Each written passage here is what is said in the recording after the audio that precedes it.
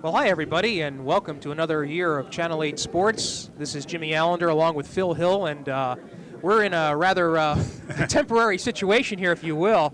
I want to extend my congratulations to Dave Ambrosi, our producer, for fashioning a quick and dirty temporary situation for us in the press booth while the camera's up on top. Anyway, here we are at East Brunswick's J. Doyle Field for the inaugural football game between East Brunswick, which you see exercising across the field, is Bridgewater Raritan, who's been the opening opponent for the last couple of years. East Brunswick hasn't won that game against them yet, Jim. Tell us a little about the Bears. I'll tell you, the Bears are a team that has looked fine. I saw 3 scrimmages this year, Jim, and they looked fine in all 3. Defensively, they will be tough. They got several players black from last year. This is a team that likes to hit, and they're rather aggressive. Offensively, they're going to be a ball-controlled offense, and the offense has to come around a little bit. Every now and then they get a big play or so, but the offense is a little inexperienced right now. Well, you know, when you lose somebody with the quality of Ryan Cosentino, the quarterback last year, who is now at Hofstra, right. That's hard to replace. Who's going to be the quarterback this year? We might have quarterback by is it Justin Horline? Justin Horline. Justin Horline has been the quarterback since Pop Warner, and pretty much he has hold on the spot right now. We also have Tom McCluskey, who Marcus Borden has said will be given a shot at quarterback as well. But McCluskey will be at running back.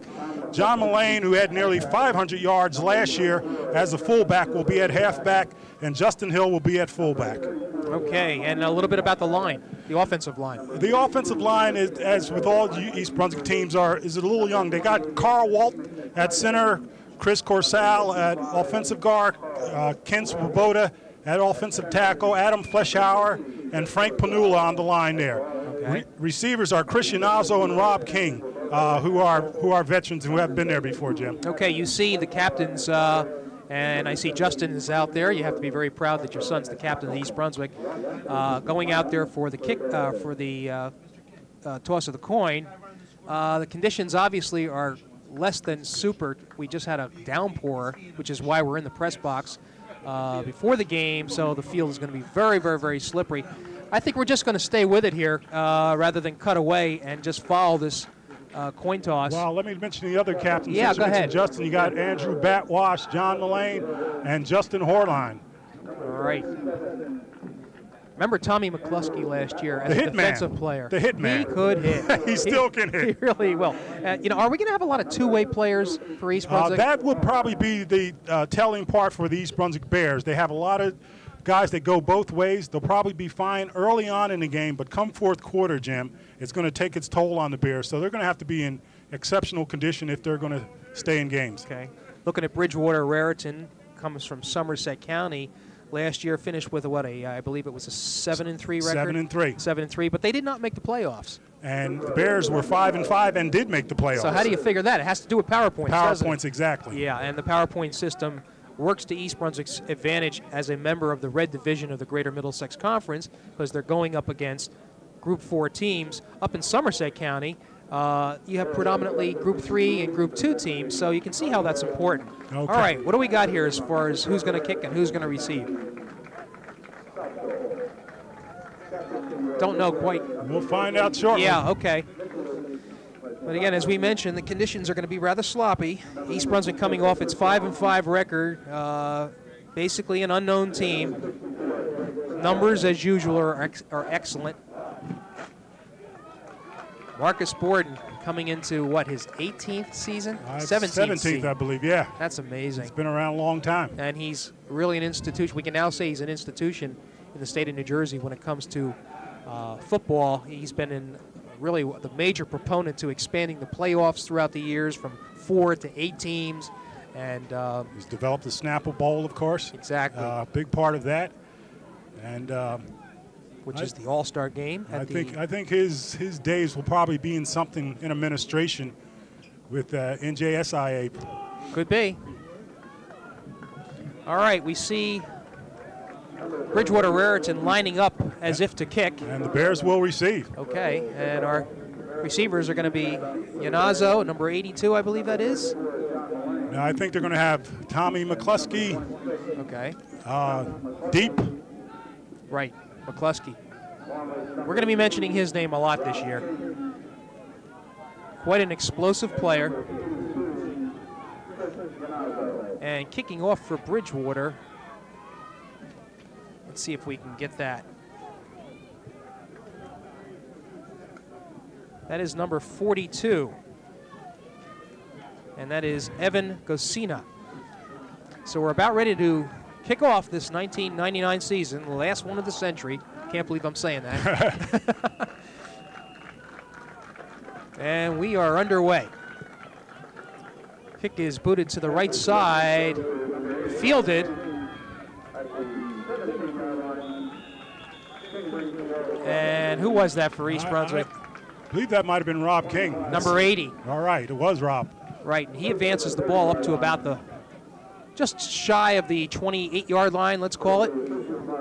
And I talked about this offense, Jim. They just haven't been as sharp as Marcus Borden would like them to be. They are going to be a ball control offense. Justin Hornline is charged with the job of handling this offense and keeping some balance to it. Okay.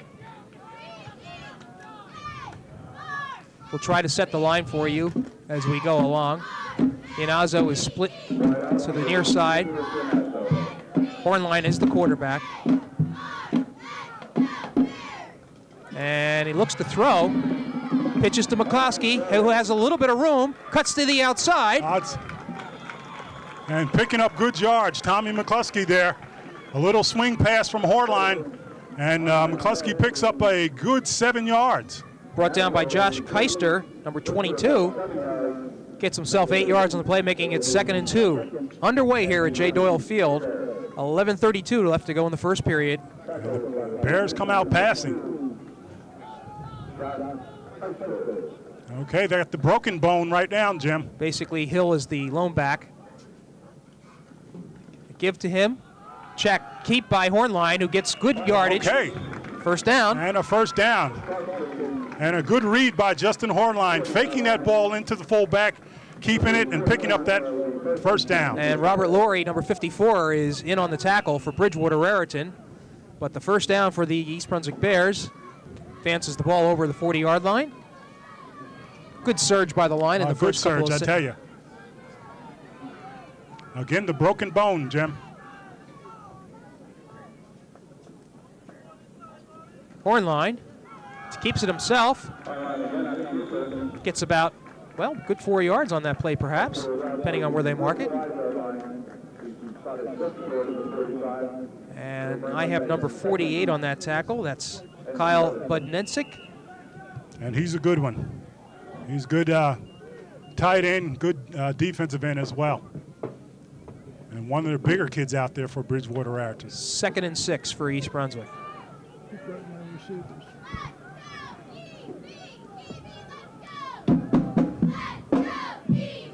Hornline. On a sweep. He keeps it himself. Gets through. And he's on his way. No, almost breaks the last tackle. I'll tell you, a good run by Justin Hornline there. Some good blocking around that left side, too, as well. Kavanik, number 41, was the one to catch Hornline, or he would have been off to the races. And I'll tell you, the offense looks pretty good, Jim.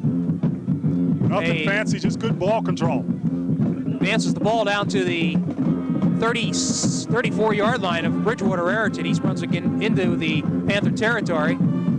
First down.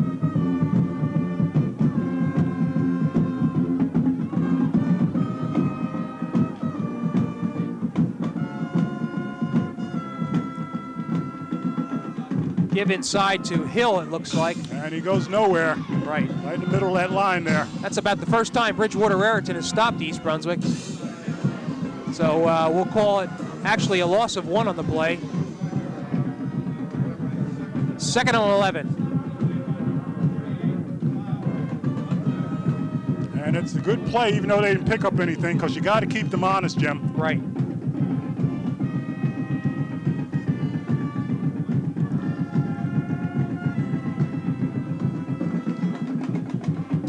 Ball resting on about the 35-yard line. Hornline has it, takes it himself. He's around the end. He's got some open field territory. Go he is away. in. I'll tell you. A 35-yard touchdown run by Rob Hornline puts East Brunswick on the board. Justin Hornline doing a fine job, a masterful job at running the wishbone running the offense, I should say, right there, Jim. Marcus Borden had some concerns about the rather inexperienced quarterback, but Justin is on that drive, Jim. Just a masterful job. And Phil, I think let's also say something about that offensive line. They've done a fine job. Some good blocking all along there. Exactly, but the point you make is that the misdirection and the way Hornline executed that quarterback position is what did it for East Brunswick. Okay, Ganazo puts it up and through. And I'll tell you, fine start for the Bears, just the way you want to get off, driving the ball down the field there. And I'm not sure Bridgewater Raritan knows what hit him, Jim, but again, Hornline doing a fine job handling that offense. Okay, so East Brunswick at the 8:52 mark opens up a 7-0 lead. As Phil mentioned, that was a fine drive by the offense, started on about the 28-yard line. Well, the thing about it, that with that particular offense, just a fine mixture there. If you're Kirk Hamra, all you hear about is the E-bone, the wishbone, and you prepare your team to defend the wishbone. And quite frankly, they didn't use a lot of the wishbone in that drive there, Jim. Okay, Yanazo most likely will kick off for East Brunswick. And you can see Kirk Hamra, the first-year coach for Bridgewater, has his team gathered together. And I'll tell you, again, what a confidence builder for the offense and particularly for the quarterback, Hornline.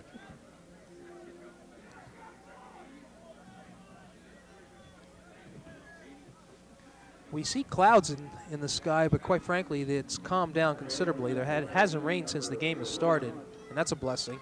And it was raining, I'm telling you.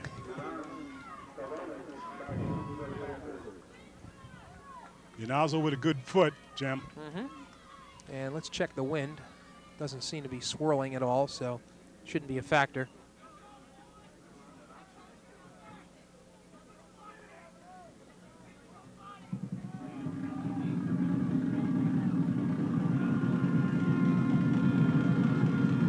What do we got deep here? Is that 41? 41, Evan Kavanik. Right, and also number 80. Kavanik picks it up. Cuts to the left, now inside, has some room. Oh. He's through, and then he's still on his feet. Nice run back by Kavanik. I'll tell you, Batwash, I believe the first one to hit him. Number 8 also. Hornline out there. Hornline on the tackle. He also made the tackle. And you can see him walking slowly off the field. Yeah, I think he got his bell rung making the tackle. You see him take his helmet off and coming to the sideline. Okay, let's set up the offense for Bridgewater. Nick Metrokakis is the quarterback, a senior. Running backs are Steffner, number 44, and Gary Bridge, number 25, a junior. And you also mentioned Badninzik, number 48. Tight end, a very good one. Okay. I also see number 32 in there. Okay, they run the wing T. Actually, sort of like the Delaware. That's Hometko, number 32. Give us the number 44. Okay, that's Steffner, who gets good yardage. And McCloskey on the tackle there. You're right, there was some good blocking on that left side of the line for the Panthers. And McCloskey coming up with a big tackle.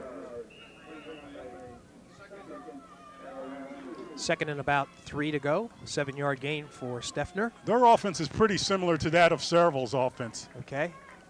They come out pretty much in the same formations and they do different things off it.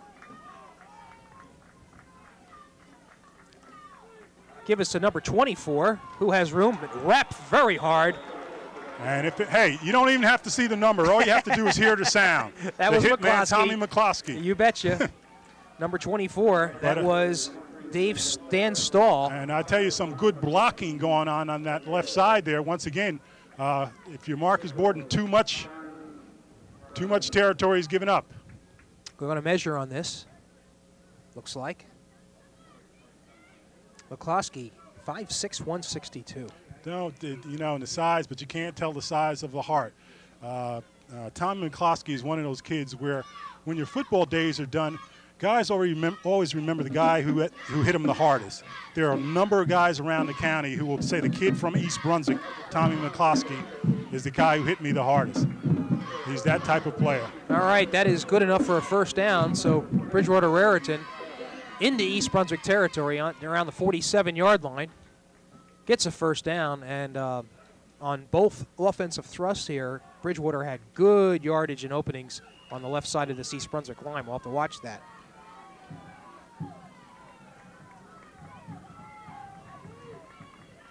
Metrokakis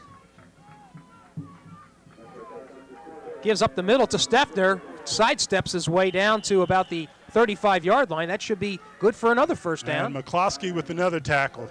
Tommy with another tackle. I tell you, you don't like to see your free safety making that many tackles, Jim. Right. If your free safety's making that many tackles, then there's something's wrong. The line is getting, holes are being blown open right now, and the linebackers aren't sealing down.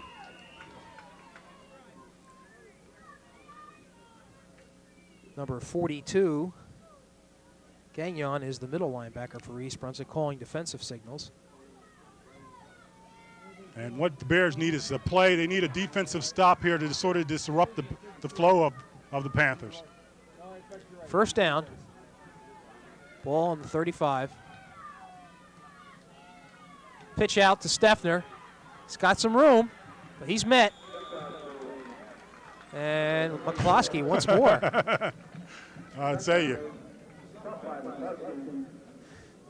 Tommy McCloskey with about 6 tackles already. And that was a 5-yard gain by Steffner. But the problem is the same. Your free safety is the one that's making the tackles. And you can't have that. Second and 5. Ball resting on the 30.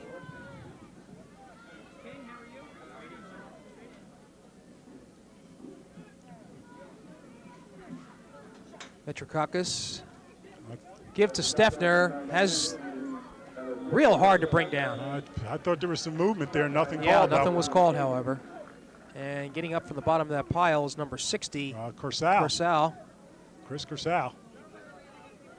Yet another first down for Bridgewater Raritan. And again, it's the blocking up front, Jim.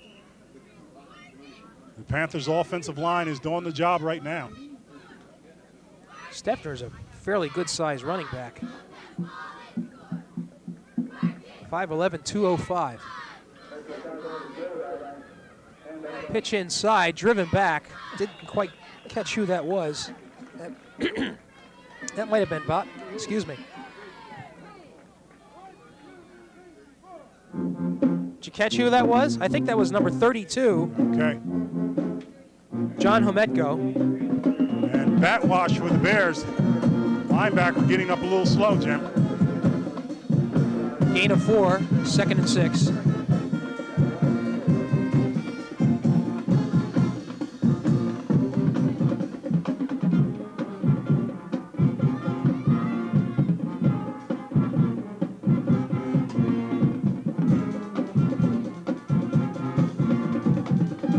Metrokakis sets up the throw. Looks over the middle to Steffner, who drops it. I'll tell you, he had some room there. Ball hit him in the hands. Young fellow just not able to hold on to it, Jim. But once again, the offensive line gave Metrokakis time to get that ball off. I'm surprised, to tell you the truth, that they went to the pass there, Jim. Right. They've been running that ball, and it's been working. I would keep on running it until the Bears show me they can stop it. All right, we have a timeout on the field here, with 5:56 left to go in the first period. And I'll tell you, as you see the Bears come over to the sideline there to speak to their defensive coordinator, they got to make some adjustments. They got to make some adjustments, and quickly. East Brunswick holding on to a 7-0 lead. But as you mentioned, Phil, Bridgewater Raritan showing quite a bit of determination in moving the ball down the field, much the same way East Brunswick did against them. So we could be in for an offensive show here tonight. Well, again, as I said, what East Brunswick needs is somebody to come up with the stop here. And as your interior linemen or your linebackers to come up with a stop. The big plays cannot be made by your defensive backs. East Brunswick back on the field. Bears members of the Central Jersey Group 4, as is Bridgewater Raritan, the Greater Middlesex Conference Red Division, which is made up of mostly the large schools for Middlesex County. Okay, so we're set with a third and about 6 for Bridgewater Raritan. They have the ball on a 20-yard line of East Brunswick. Metrikakis is looking back to throw. He's rushed. Ball is, I'll tell you, good hand. Again, tough catch to make. Christian Oslo making a fine defensive play down there. Right. That ball was intended for number 88, Jose Arroyo. Again, Unazo coming in just in time to put his hand in there, avoided the interference call. So it will be a 4th down. 4th down and 6 yards to go.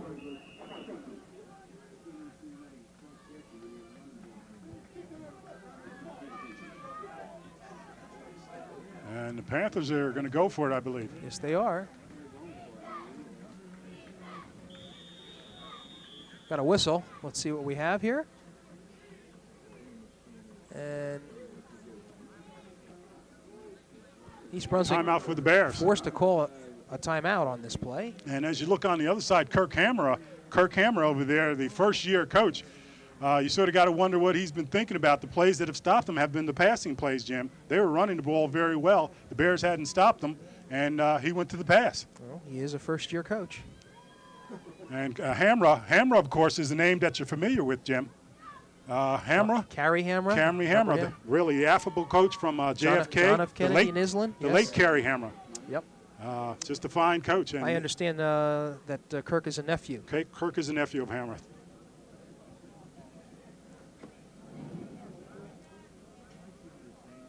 Okay, he called well, the Bears actually called timeout, I believe, to prepare for this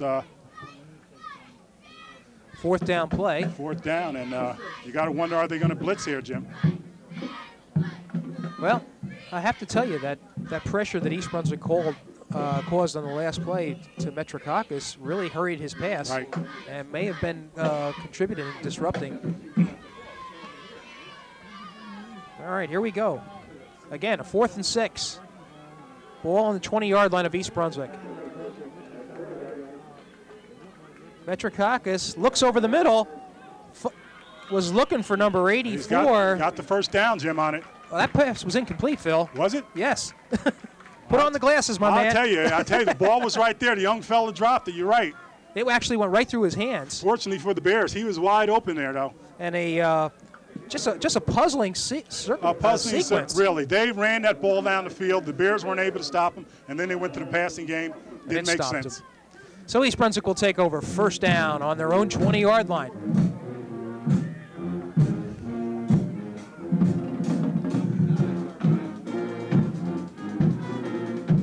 Again, Hornline, Justin Hornline, the quarterback, did a great job in that first drive. Yeah, Unazo and King spread right.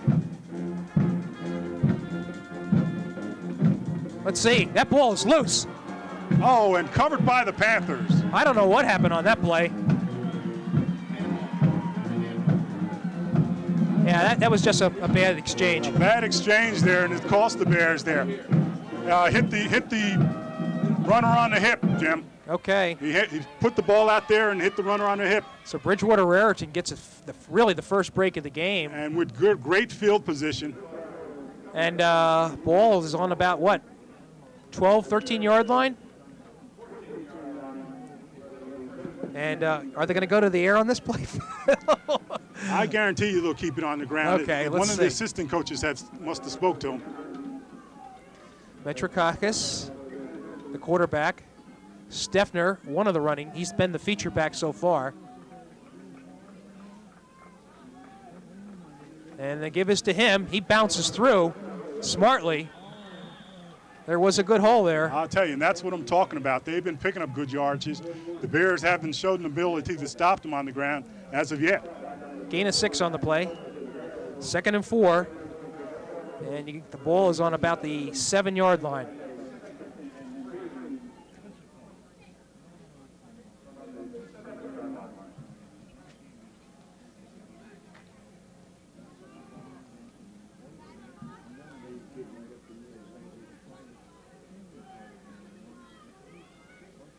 Metrokakis calling signals. Gives to Steffner again inside. And let's see where they mark that. He actually only gets about 2 on that play. The Bears Phil. actually stopped him up pretty well that time, Jim. Right. So we're going to have another third and somewhat long yardage. You got about third and about 4. And the Bears, this is 2-down territory for the Panthers, so the Bears got to come up with a big stop here. Ball still on about the 7-yard line. That was really no gain on that play. Give the outside to number 32. He's in. Touchdown, Bridgewater Raritan. Credit that to John Hometko, a 5'8", 180-pound sophomore. And he swept right through there, Jim. And I'll tell you, unless the Bears make some adjustment on their defensive line, they're going to have a long night. Right. Well, I think they were really looking for Steffner on that, perhaps. Bridgewater Raritan will go for the extra point here to tie the game. The touchdown coming at 4:12 of the first period. Kick is up, and it is good. We have a tie game. 7-7. Well, and the bad news is for the Bears is that someone has spoken to Hamra and told him to keep the ball on the ground.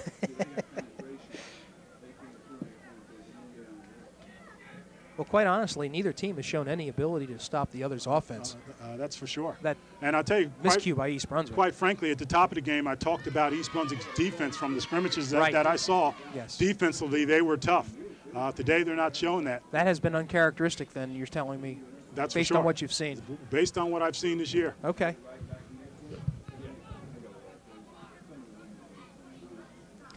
All right, kicking off.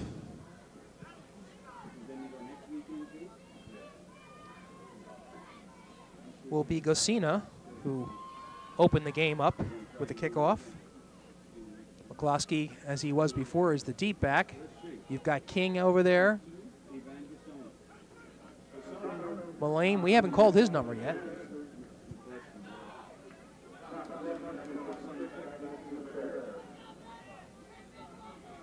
And Yanazo is in the middle.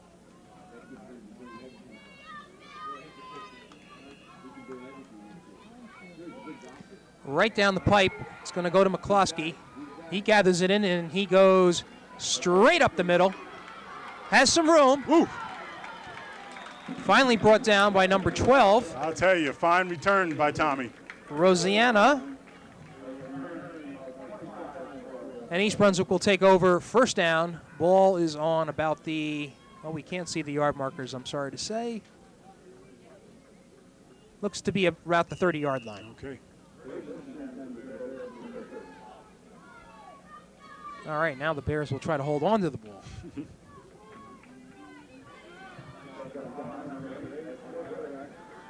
Justin Hornline. This is East Brunswick's third possession. They fumbled the last time. Being chased down and met. And met hard. And met hard. Number 78, no. Brian McCarthy.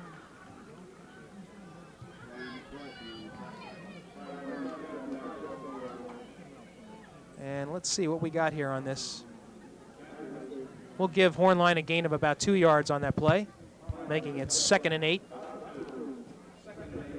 3:36 left to go in the first quarter. Bears doing a lot of sweeps, Jim, running the ends. Again, King and the nozzle spread right.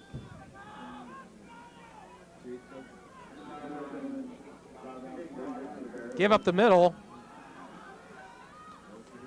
Check that. Hornline kept it himself. He had me fooled. Deft fake there. And he gets excellent yardage. I'll tell you, he's done some good ball handling right there. And it's that really deception that's really been successful for East Brunswick. It is the deception and whatnot. And that's what a good quarterback will do. He advances the ball up to the 44-yard line. That's a gain of about 15 on that play. And East Brunswick with a first down.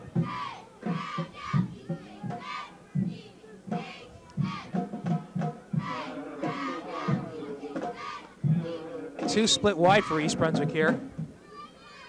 He keeps it, Hornline does. Finds some room in the middle again. I'll tell you. Brought down by number 51. And again, Harmon. Good fake into the middle of the line, pulls it out, keeps it himself, and picks up good yardage. And the Panthers have not made adjustments to stop that, Jim.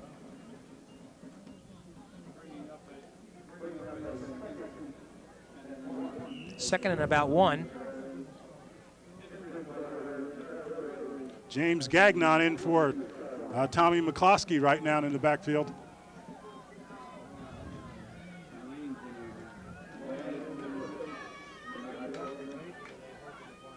Hornline gives it up the middle, and that is Hill, Phil. And it's a first down, Jim. It is good for a first down. And what the Bears are down, they're starting to mix it up, Jim. Well, I'll tell you what, it has really been the decision of Justin Hornline, who really has the responsibility of deciding taking himself or give it off. He's the captain of the ship. The ball is in his hands, and where it ends up depends on what his read is. So East Brunswick on Bridgewater's 42-yard line, seemingly moving the ball again. Hill has it, driving ahead. I'll tell you, good movement there, good power there. Finally brought down by number 80. That's Breen, Travis Breen. And that was a gain of about, I'd say, 6 yards. And what that's going to do, Jim, they got to respect that surge in the middle of the line there, and it's going to open it up again for Hornline to go to the outside or pitch it. They haven't pitched yet tonight. Well, quite honestly, that surge was number 44. All right, 2nd and 4. Ball on the 36-yard line. Hornline keeps it, sees an opening. He's through. I'll tell you. And he just runs by everybody. The speed of Justin Hornline. The speed and power of Justin Hornline, and that's exactly what I'm talking about, Jim. Keeping that Panther team off balance. You hit them several times in the middle, smack, smack. You fake it the next time, and then you hit to the outside, and Justin Hornline has done that again, a masterful job at doing it. That goes for 36 yards, that touchdown by Hornline. And Phil, you have to be impressed with the decision-making of Justin Hornline. Well, that's anytime you're a wishbone quarterback, you got to be able to make good decisions, good reads, and he's done that. And that touchdown comes with 1:08 left to go in the first quarter. It is now 13-7. Ianazo for the extra point. It is up and it looks like it's through. And with that extra point, East Brunswick takes a 14-7 lead. And the defenses have not stopped anybody yet. We may have a slugfest there. who can outscore the other one? You got to believe, though, that, again, Jim, I've seen too much of this defense for them to be pushed around the way they are. Okay. I think it's a matter of some adjustments here. Right. And a few guys on the line making some plays, that's all. And that's what we're going to watch for. All right. A slow arriving crowd. We understand that there was, believe it or not, a lightning strike on Tice's Lane. That's too close, Jim. Yeah, which caused the traffic signals to go out, and that backed up traffic. So you do have a crowd that's still arriving there. Well, again, I think you said at the top of the game, we really got to give Dave Ambrosi, our technical guy here, credit for getting this all set up. Otherwise, we wouldn't have been televised tonight with the way it was raining earlier. He's done a fine job.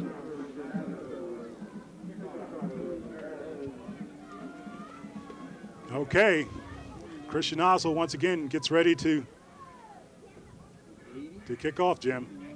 And when you can have someone like Ianazo who can kick the ball deep, it's a big plus for the Bears.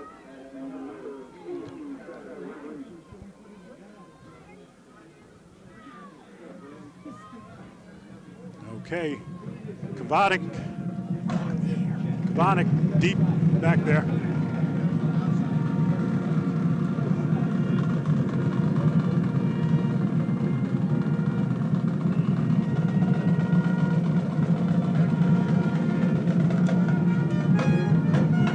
Goes deep. Oh, wow, good hit there by McCloskey. Oh, mercy, mercy, mercy. I'll tell you, we can keep saying that all night, Jimmy. the hit man, Tommy McCloskey, comes up with another big hit. And he really has been the defensive standout for East Brunswick. Jim, what you got to understand, you can't teach hitting. You can't teach it. You can teach form, but you can't teach hitting. You either got to want to do it or not. Tommy McCloskey wants to do it all the time. All right, so Bridgewater will take over on their own 24-yard line. Not really the best field position, but certainly the opportunity for East Brunswick to show what it can do on defense.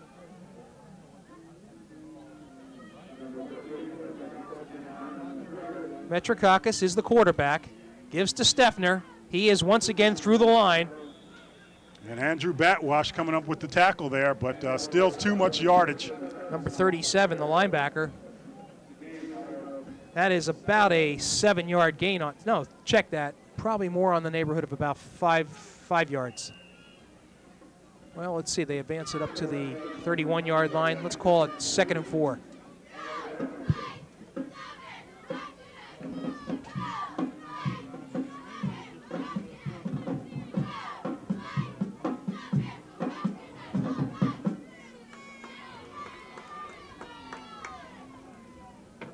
Metrakakis calls signals. Give us to Steffner, who has room.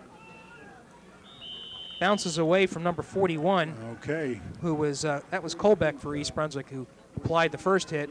Nonetheless, he gets first down yardage. The guys are making the tackles too far downfield.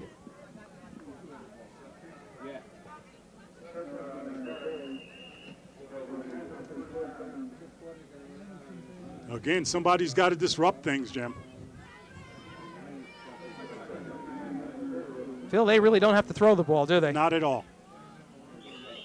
And that, I believe, is the end of the first quarter. So the score after 1 quarter of play, East Brunswick 14, Bridgewater Raritan 7.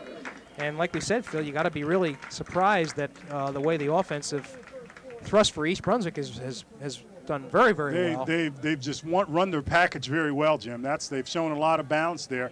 Of course, Justin Horline has picked up 70 yards on 2 touchdown runs alone. But that's because he has the Panthers off balance with his play calling, with the plays Marcus Borden is sending in. Defense is another story. We're going to keep harping on it, Jim.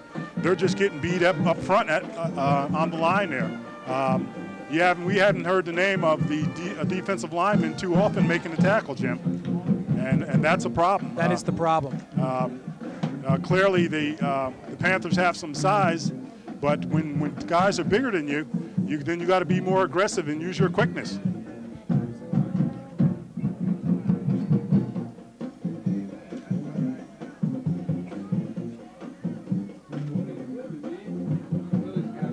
All right, we're about ready to go in this second period of play. East Brunswick up 14-7.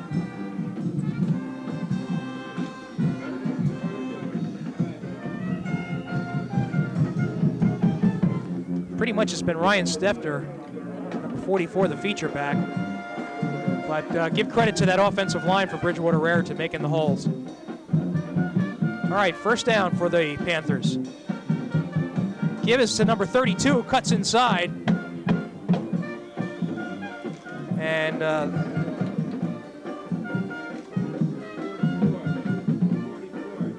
that was Ametko on that. Okay, Hill, one of the people on the tackle, but again, too far downfield. 6 yards gain.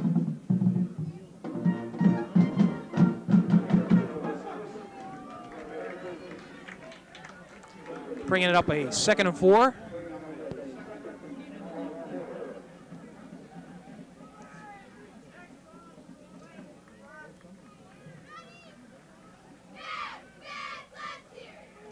Give us to number 24.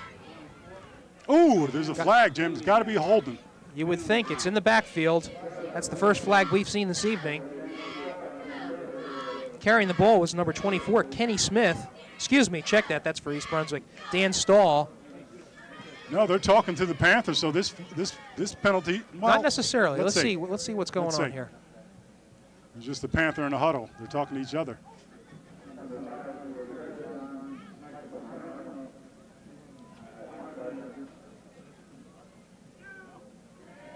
Long discussion.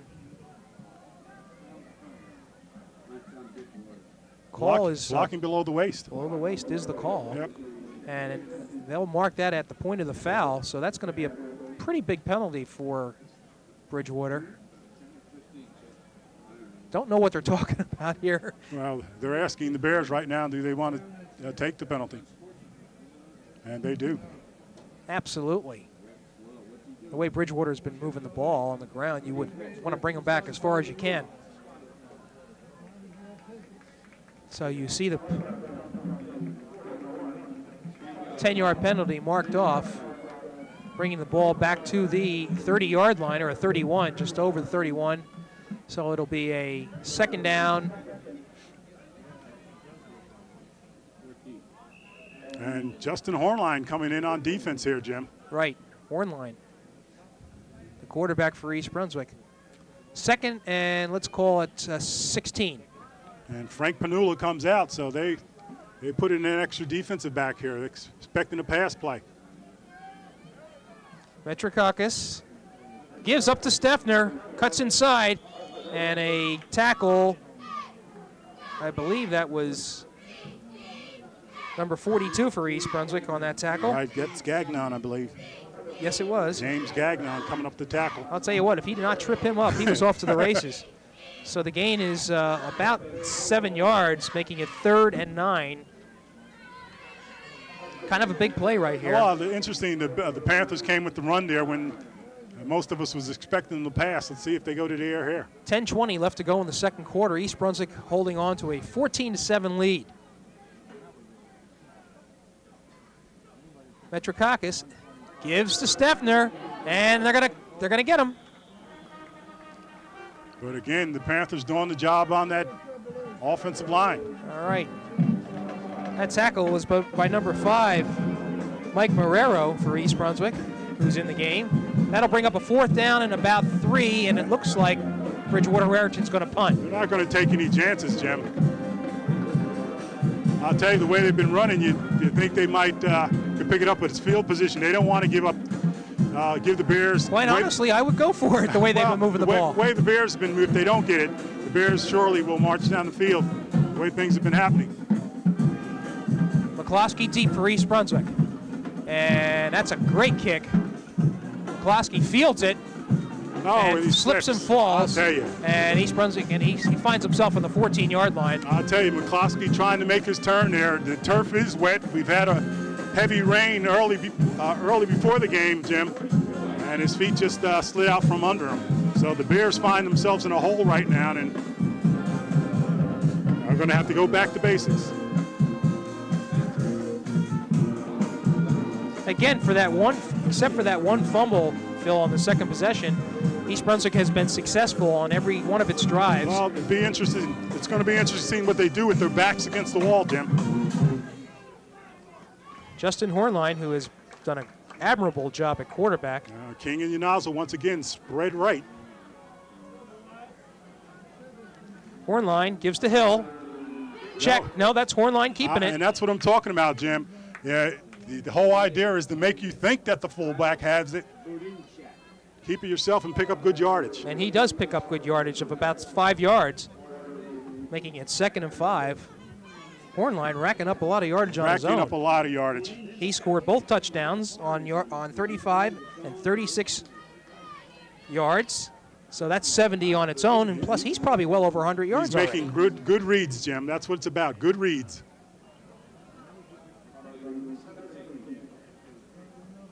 Second and 5 as Hornline, he drops the ball, and it looks like Bridgewater has recovered the fumble. Let's see. And yes, they have. Just an errant exchange. Well, Jim, that's what I'm talking about with your back against the wall, how you handle yourself under pressure there. We don't know what happened. We do know the field is wet. The ball is probably wet, but it's a turnover, giving an excellent field position for the Panthers. And credit that recovery to number 54, Robert Laurie, as Bridgewater has shown excellent capability of moving this ball. So we'll see what happens here. East Brunswick, if they can stiffen, need to do so now. Metrakakis has been all the way at quarterback for Bridgewater Raritan.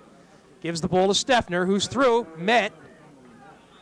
I'll tell you, a hard running halfback, number 44. Right. McCloskey was the first one to hit him, but Steffner still advanced the ball for more yards, and he gets 6 on that play. Ryan Steffner. 8:13 left to go in the second quarter. 14-7, East Brunswick ahead. 5'11", 205-pound back, and he's a bruiser. Ball is marked on about the 13-yard line.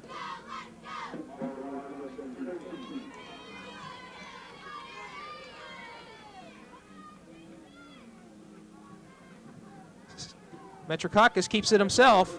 Ooh. Driven back. I'll tell you. Was hit by number 70. And that was Panulo on the tackle. And Metrokakis sort of spun around hoping to get some daylight, ran right into Panulo.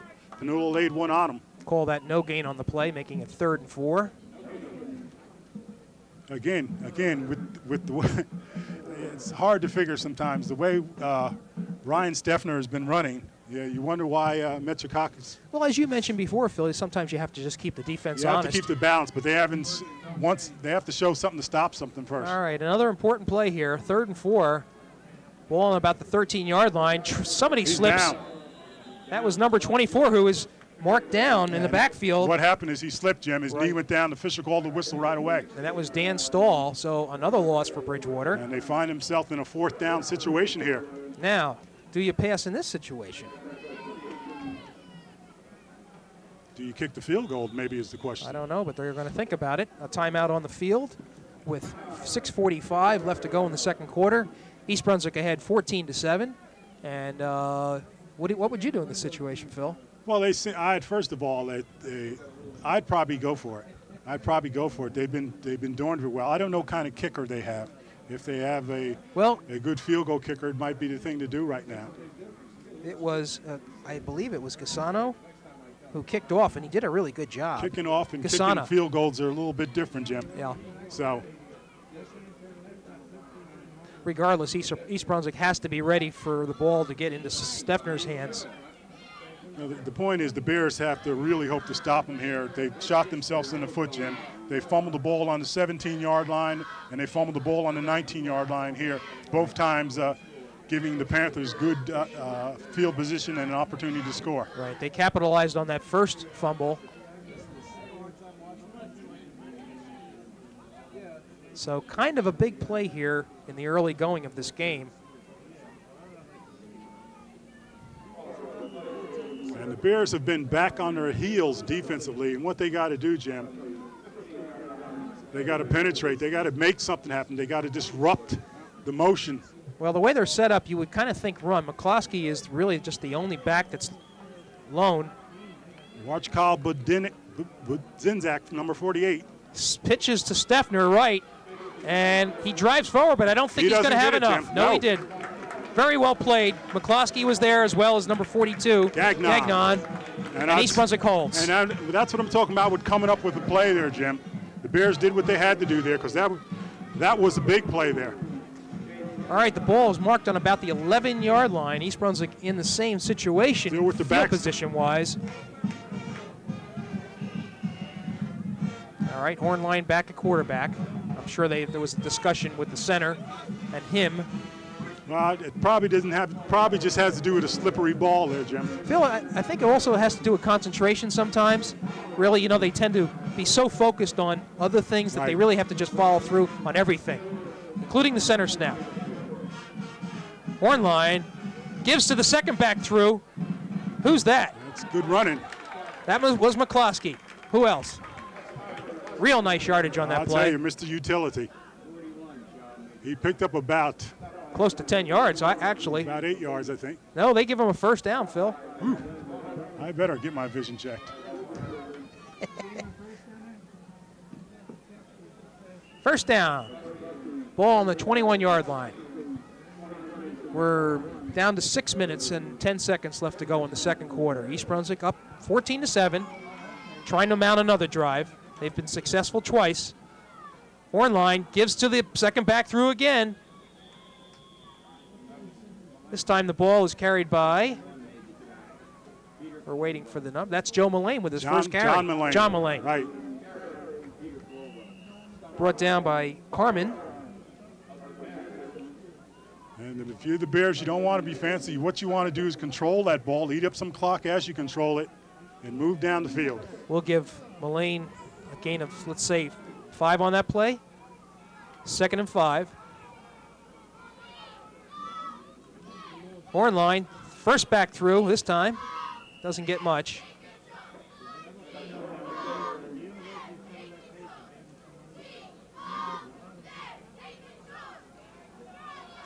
And that'll make it 3rd and about 5. And let's see what the Bears come up with here, Jim. All right, we've only seen really one pass, and that was the first play of the game. This may be the position that they do the waggle. The pass to the, well, let's see.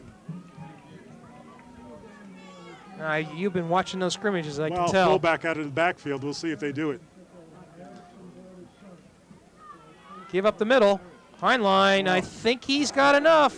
It's depending on where they mark it. Let's see, Jim. Depending on where they mark it. Well, I think the official's going to mark it back closer to the hash mark, so I think they're going to be just a bit short. Wow. So it will be 4th down. I would say probably about a foot. They're going to measure, actually. Well, hey, if your mark is Borden, what do you do here? You're controlling the game offensively there. You really don't want to give the ball back to the Panthers here. You're talking about needing a foot. Of course, if you don't get it, you give them excellent field position there. So are you conservative or what? No, you're not conservative. Yes, you are conservative. You kick. You kick. I don't think there's any question about it if they don't get this, and I think they are about maybe 6 inches short. I think East Brunswick would be wise to kick here.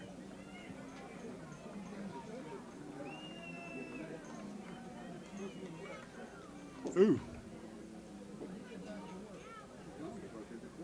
And they are short, Jim. Let's see if. Got to kick it. I don't think they are, Jim. Ball's on the 25, 30-yard line. Well, the thing is. Let's set it up. 4:23 left to go in the second quarter. You might be telling your team, if we can't pick up this, then maybe we don't need to be in the game. Maybe you're preparing them for future games, Jim, where you need this late in the game. Yeah. They are going to go for it. Let's see. Let us see.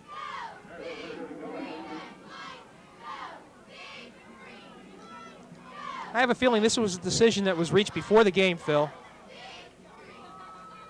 Okay. Who is it? Hill picks it up. And sure he does. That is a bold move, I will tell you. Well, I'll tell you, it's a bold move, but. And it is a 1st down. Okay, was that Hill on the carry? Not quite sure. Yeah, I believe so. The thing is, Jim, as I said before, you coach sometimes for later. And then you say, we got to believe that we can pick up a foot.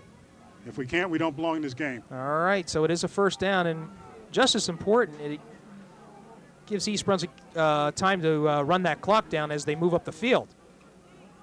Hill was the first one, no. And once again, slipping on that field there. Mullane was the ball carrier on that. And he sort of slipped down before he got going after he picked up maybe about 3 yards. So it will be 2nd and 7. Ball's on the 35-yard line. 3:45 left to go. And the Bears still have control of the ball, Jim. Which probably entered into Borden's decision, too, you would think, right? Oh, mercy. Okay.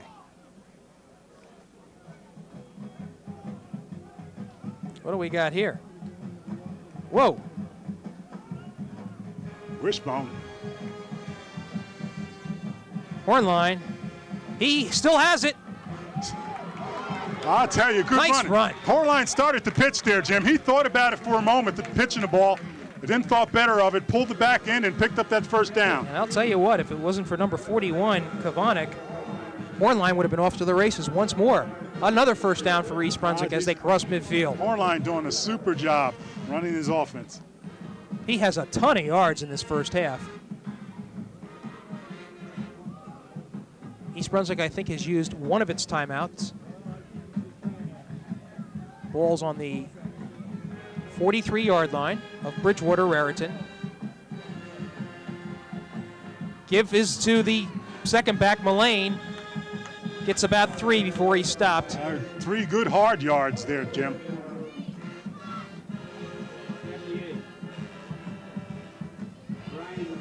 once again, the Bears mixing it up, Jim. Kavanik was the tackler on that. Down to 2:35 left to go.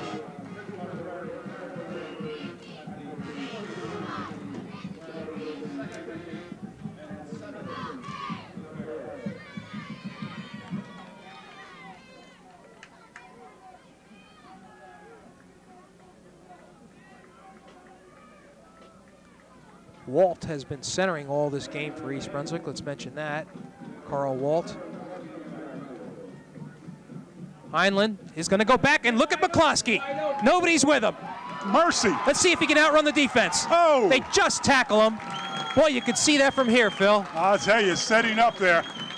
And McCloskey advances the ball all the way down to about the 7-yard line. I'll tell you, he was gathering himself. Usually nobody catches him, Jim. You know, if it wasn't for the fact that he had to come back and get that ball, wait for the ball, if he caught it in stride, he was gone. True. Nice play action there by the Bears. So a first down for East Brunswick. We're under 2 minutes to go in this second quarter.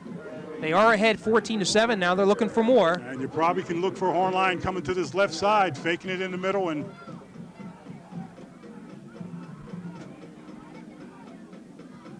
up the middle to Hill. He gets the ball down to about the 3-yard line, it looks like.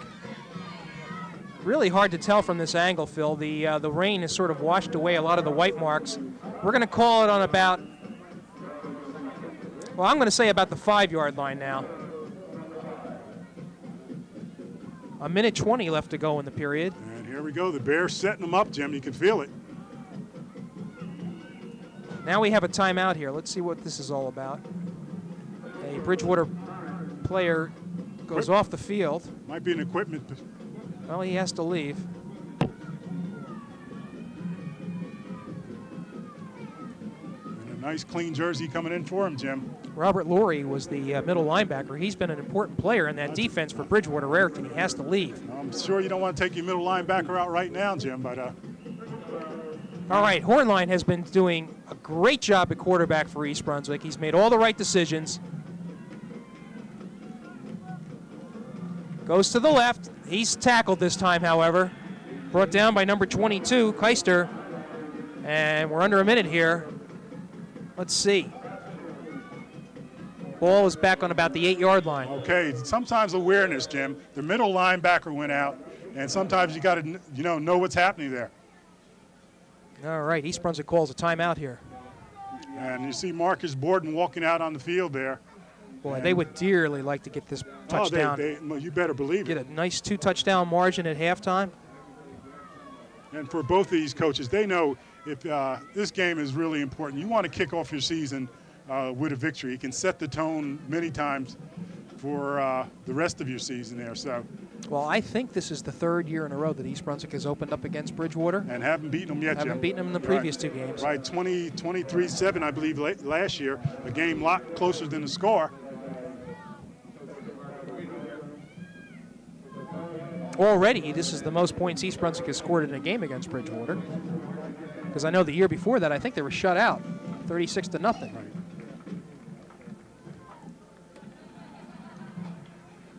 All right, it is Bridgewater on the side.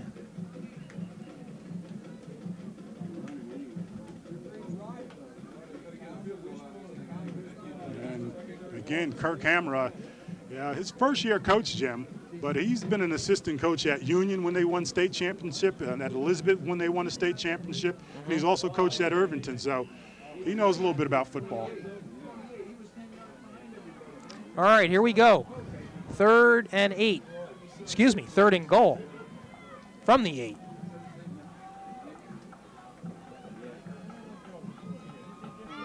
Hornline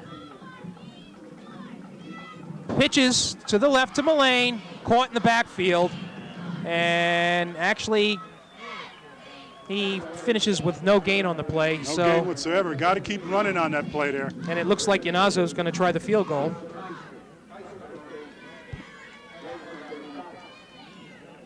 Yanazzo setting up from the 17-yard line. And Christian Yanazzo, of course, most of East Brunswick fans know him as a fine wrestler, but he also has a fine foot. He's kicked a couple 42-yarders in scrimmages, Jim. This will be a 27-yard attempt.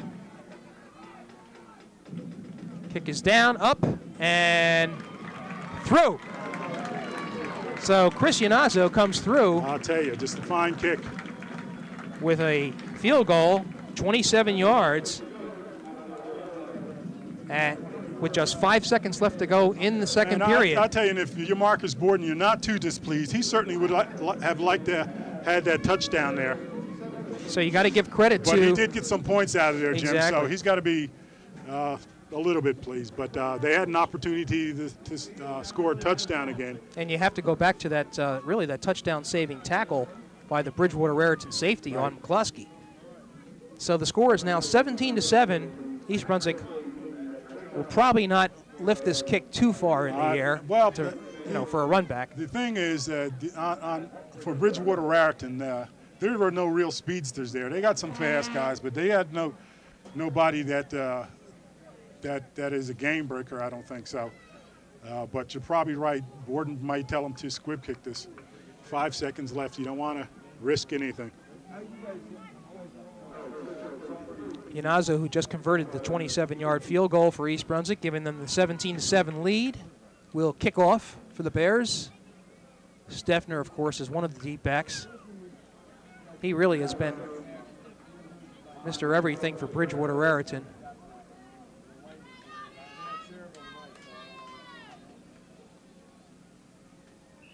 All right, here we go. Kick is a line drive. We hear a whistle immediately. Let's see what this is about. Maybe offsides, Jim. Okay. Some Bears apparently left too soon. We'll see. That is the call. And they'll bring it back 5 yards, kick from the 35. I tell you, if you're a coach, you don't like that because that's just unnecessary. It's a matter of being focused. You bet.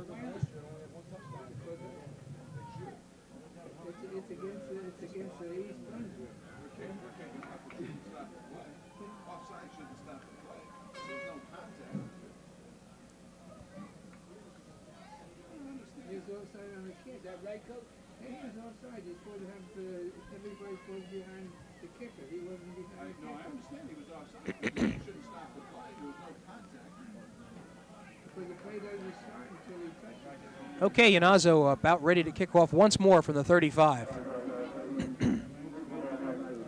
You can expect a similar line drive kick. That one is lifted. And who has it? Number 80. Ooh. Who has room, is through, and they finally drive him out of bounds. Number 80 is who? There's a flag. Travis Breen, and the half cannot end on an offensive or defensive foul. I'll tell you, a bad move there, Jim. I think they're going to call unnecessary roughness in that the player was hit out of bounds. I don't know. That was Breen who carried the ball down to East Brunswick's 45-yard line. If it is a personal foul, or it could be against the Panthers for something that happened over there, Jim. We will see. The Bears are coming to the sideline.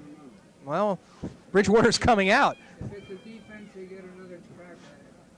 It is against East Brunswick. I tell you, just unfortunate penalty there, Jim, because this is the free play. There's no time on the clock.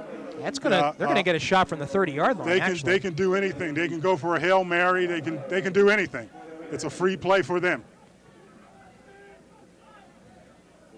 Good thing this is not professional football. That's all Jim, I can say, because that player would be fined. And look where the ball's being placed. On the 30-yard line. 15 yards from the 45.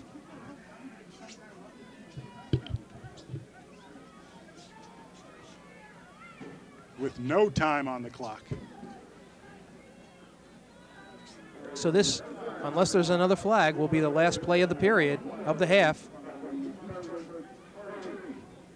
I'll tell you, that's been strange. If you've joined us early, just now, East Brunswick has scored 2 touchdowns and a field goal. All right, here we go. Metrakakis is the quarterback. He lines up. He lofts one high. Really nobody there.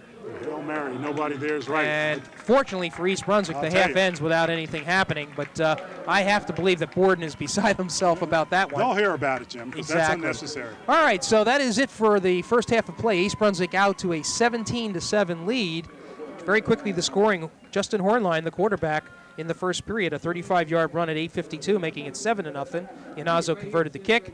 Bridgewater Raritan came back to tie the score 7-7. Then Hornline once more, a 36-yard run at 1:08 left to go in the first period, making it 14-7. East Brunswick with a 27-yard field goal, 17-7. That's where we stand. That's where we stand. And I tell you, the new coach, Jay Odoshia, is going to, the defensive coordinator, is going to have to make some adjustments here defensively for that line there, Jim. Okay, we will take a short break here. The score 17-7, East Brunswick ahead of Bridgewater Raritan halftime. We'll be back with the second half after this.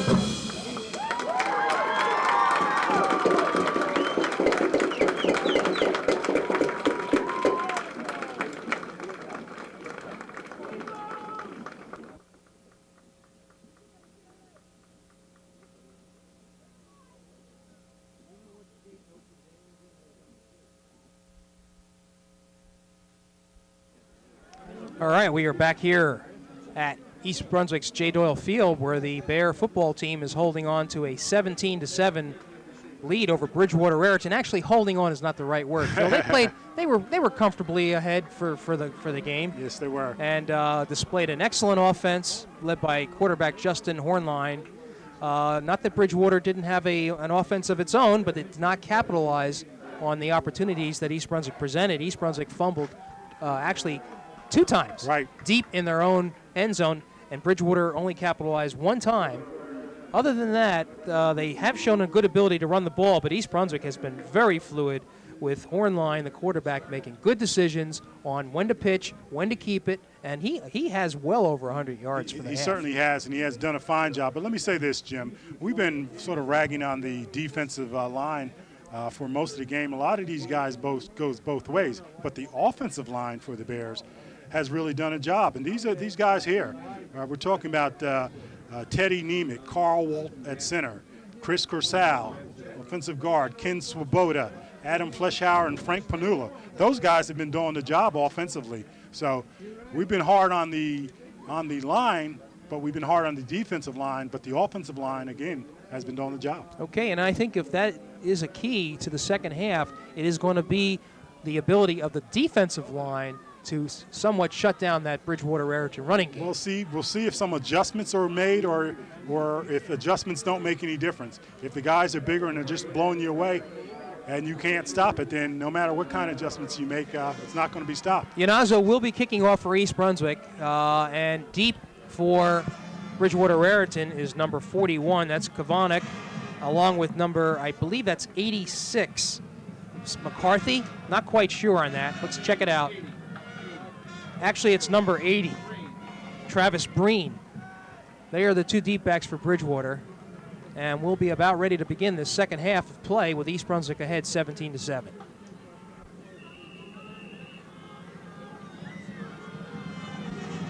Yanazo lifts a nice kick, drives them back.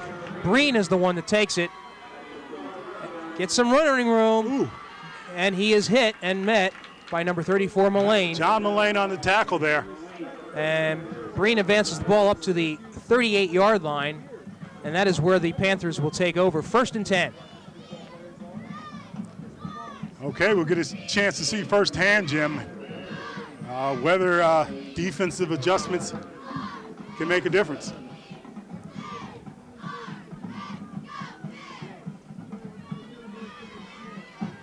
Metrakakis has been the quarterback all the way for the Panthers. He gives it to Steffner. This time they meet him. And I'll tell you, Jim, maybe all right. Those adjustments may have. I think that is Chris Corsal, I believe. Number 37 as well. Who is that? Batwash. Was in on the tackle. Andrew Batwash and Chris Corsal in on the tackle, and they looked mighty quick there, Jim. And that is a no gain, actually, on the play, so it'll be 2nd and 10. Ball remains on the 37-yard line for Bridgewater Raritan.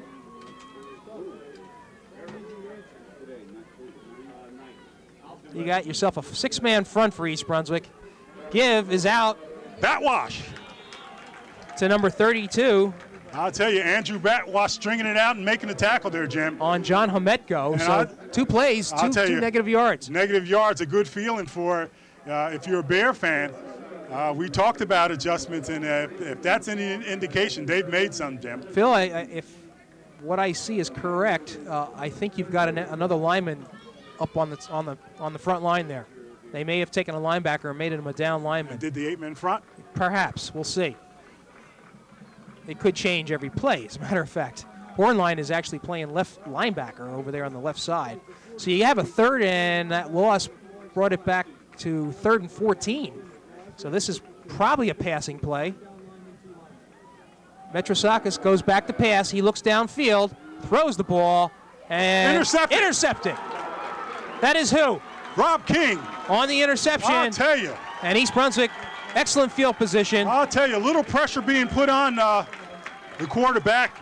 The ball was actually tipped by another East Brunswick defender, and Rob King was right where he should be. Okay, and you see a little verbal exchange between Mikoski and one of the Bridgewater players, but for naught. Tommy's got to ignore that. He's too valuable a player to get caught up in that. So the Bears will get a 1st down on King's interception. He returns it back to the 38-yard line, and the Bears are in business here. Let's see if they can pick up from that first half. They really have not been stopped, except their own times when they fumble the ball. Justin Hornline, the quarterback, has done an outstanding job. Let's see if Bridgewater's made some adjustments. There's a fumble. Hornline, it's still loose. Oh, gosh darn it. I'll tell you, if you're the Bears, you've got to feel snake bitten. That's the third fumble, one on the 17, one on the 19, and now this one on the 38-yard line, Jim. Sound like a fan on that one, Phil. That was an inopportune fumble because they had the momentum going. They had the ball in Bridgewater territory, so they give it back. That's the 3rd turnover for East Brunswick.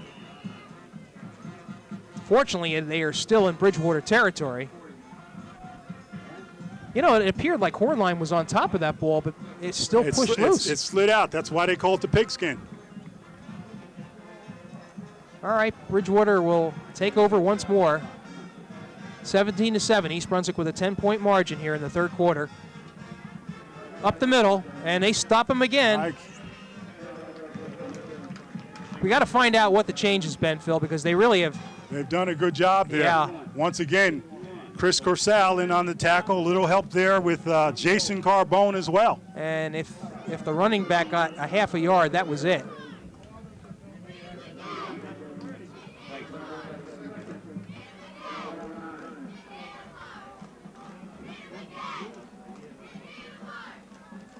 Second down and 10. Ball resting on the 41-yard line of Bridgewater. Metrosakis gives to Steffner. Gets about 4 yards, maybe 5. And I'll tell you, just gang tackling by the Bears there, Jim. Right. Good point was made about the size of Steffner, who is 205 pounds, and you got to wonder if that pounding by him on East Brunswick is going to wear that East Brunswick line down. We'll have to see. Okay, Andrew Batwash coming up from down the bottom of that pile, but a host of tacklers for the Bears. Bring up a 3rd and 5. Ball's at the 46-yard line.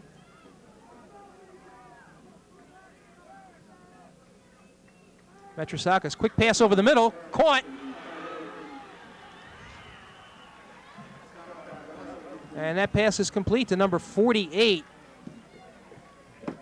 Kyle Budnitzik, as we mentioned before, who is 6'5", 255. And he's their main man defensively and as a tight end there. But as you called it, Jim, that was the quick hit there. A quick pass, slanted pass there, and Budnitzik took it in stride there. So that was a good first down play. Good for a first down.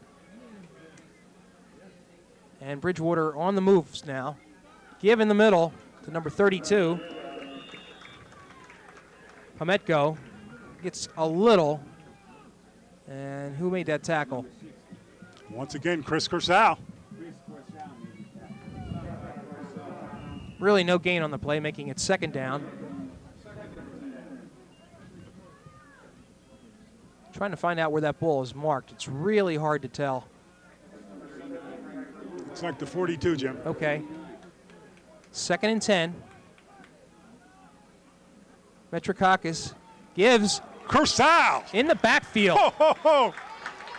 Dan Stahl was the ball carrier, brought down. And Corsal has been in probably 5 of the last 6 tackles there, Jim. So we talked about that defensive line, and he's made the adjustment. That was a loss of about 4 yards on the play, so it'll be a 3rd and 14.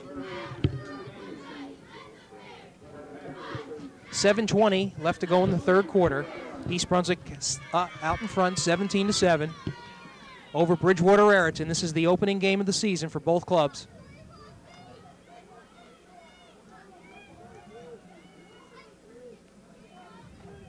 Metrosakis.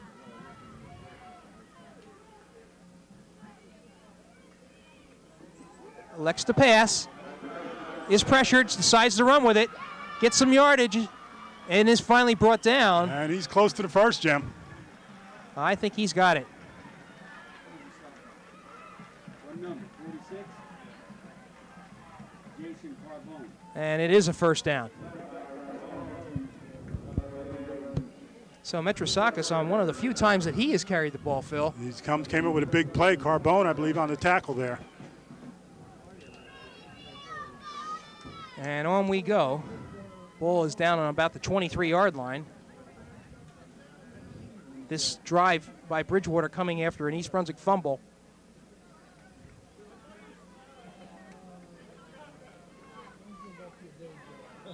And it looks like a East Brunswick lineman jumped on that play. Unfortunately, that's when we see the number. Frank Panul a little interested there, a little eager, I should say, there to get in there. And it'll be a 5-yard penalty for East Brunswick, making it 1st and 5.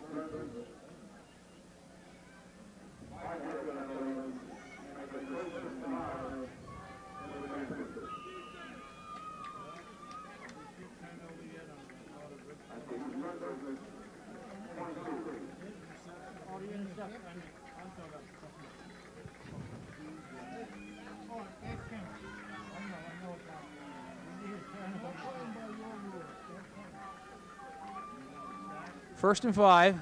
Ball inside the 20-yard line now. Give us to Steffner. And they grab him, but not before he gets about 4 yards. A quick hit on the counter there. Actually, the ball was on the 22, so gain of 4 will bring it down to the 18. And once again, Batwash coming in up off the bottom of the pile. So let's call it a second and about 2.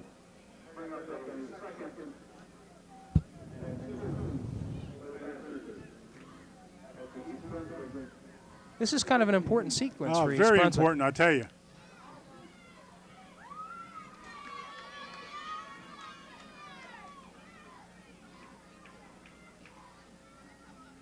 Metrikakis pitches out, and its ball's That's loose. a live ball. It's still live, and finally covered up. I'll tell you, Christian Oslo coming up to try to recover that ball and was able to down the tackler there. Hometko was the ball carrier, and that is a loss, actually. And it was an important loss because that was a second down, so it makes it third and we'll call it 3rd and 5. And one of the few times we've seen the pitch by either team, Jim.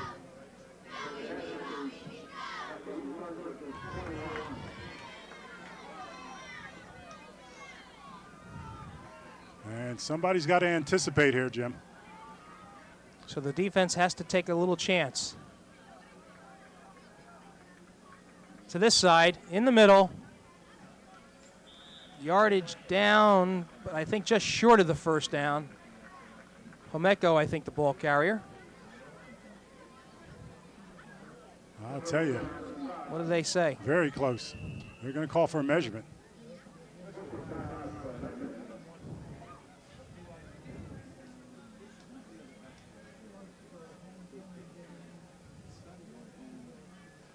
We'll wait to see what the call is here. Looks like he got it. So Bridgewater with another first down. I'll tell you, the Panthers are on the move, Jim. Again, a gift from the Bears, decent field position, and the Panthers are trying to take advantage of it. So East Brunswick now starting to bend a little bit. They were tight on that first drive that Bridgewater engineered to begin the second half, but now they've been giving up a few yards. They have to stiffen now. First down, ball is on about the 17-yard line, 16-yard line. Fumble on the play. And somebody for Bridgewater falls on it. I believe that was number 51. I'll tell you, you'd think the breaks would start evening up here. Again, East Brunswick with 3 turnovers on fumbles there. Chris Carmen, the Panther player. So a little bit of a loss on the play of maybe a yard, 2 yards. Call it 2nd and 12.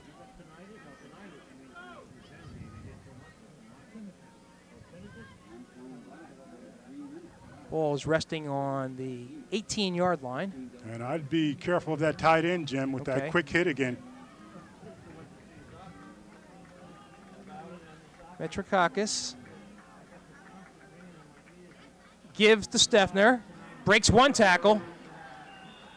See, they had him wrapped there at the line of scrimmage, but he got away. He got away. They didn't have him wrapped is the point, though, Jim. The tackle was almost made, but... All right, so Steffner gets good yardage, about 7 yards, so he more than makes up for the loss, and we'll make it, say, 3rd and 4. 3rd and 4.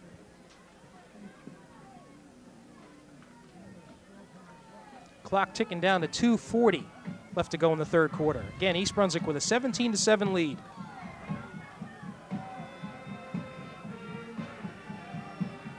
Metrikakis with that quick hit, like you said, Phil, but it falls incomplete. Falls incomplete. You knew it was coming, though, Jim. Ooh. And now the 4th down now. 4th down. If you Kirk Hamra, what do you do? Oh, you got to go for it. Timeout, however. He's calling timeout to think about it, Jim. I don't think there's a question about whether or not they're going to go for a field goal or whether or not they're going to run on it. I think they're definitely going to Well, they make go for the first down. They make the field goal, Jim, and it puts them down just the touchdown. And he might be thinking we got to take advantage of any scoring opportunities we get. Charlie King there with the Florida State Tomahawk chop, it's called. which most of the country hates. I will give Florida State credit. They are the true originators of the Tomahawk chalk, not the Atlanta Braves. Okay. Or chop, as it were. Again, as you see that the coaches are talking to the defensive players there, Jim. Very important play at this stage of the game. They know it's a very important play here. And somebody's got to make a play. They got to have a defensive stop here. They, as I said, they put themselves in this position as a result of the turnover, Jim. And you can only have so many turnovers before they catch up with you. On the other hand, Kirk Hammer there, you know, he knows how important it is to get this first victory under your belt. They've been moving. They need about 4 yards, and he's going to try to get it. All right. Teams come back to the field. Bears will be on the road. Next game, September 17th.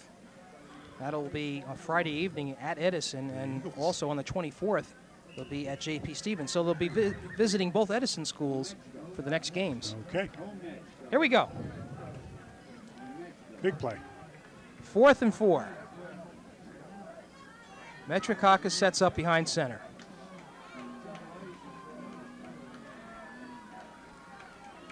Looks to pass. Pass out to number 32, but he drops it. Unbelievable. Drops the ball. I'll tell you, unbelievable, Jim. I don't know if he would have got the first down anyway. We had the Bears had a defensive player coming up. It looked like number 42 Gagnon was there to make the tackle, even if he did catch it, Jim. Well, quite honestly, Phil, what the type of play that Bridgewater did there is not the play that they've been utilizing. I would have stuck to their guns, and I mean, 4 yards has been really just an average play for them. I think you want to go downfield regardless, Jim. All right. If he's passing, I think you want to put that ball downfield, not out in the flat. All right. Well, the Bears certainly did not want to make any mistakes like they've had 3 times deep in their own territory. Let's see what they've got. They've got 2 split wide to the right. Justin Hornline is that quarterback. Give up the middle to Hill, who has, Hornline keeps the ball. Good fake. Very hard to see. And that's the whole idea, Jim. If you think the fullback has it, that's what they want you to think, that he has it, and Justin can do his thing, Hornline. And Hornline does get 3 yards on the play, so it is a 2nd and 7.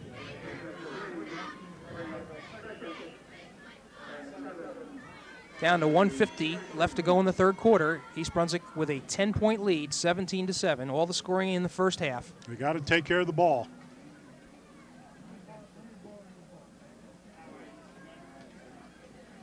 Hornline, let's see. He still has it. Doesn't get too much, however.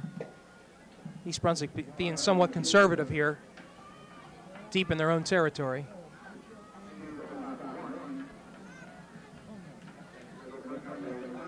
We'll say maybe that Hornline got a yard on that play, perhaps. And the whole idea is to make the proper read. So it will be 3rd and 6.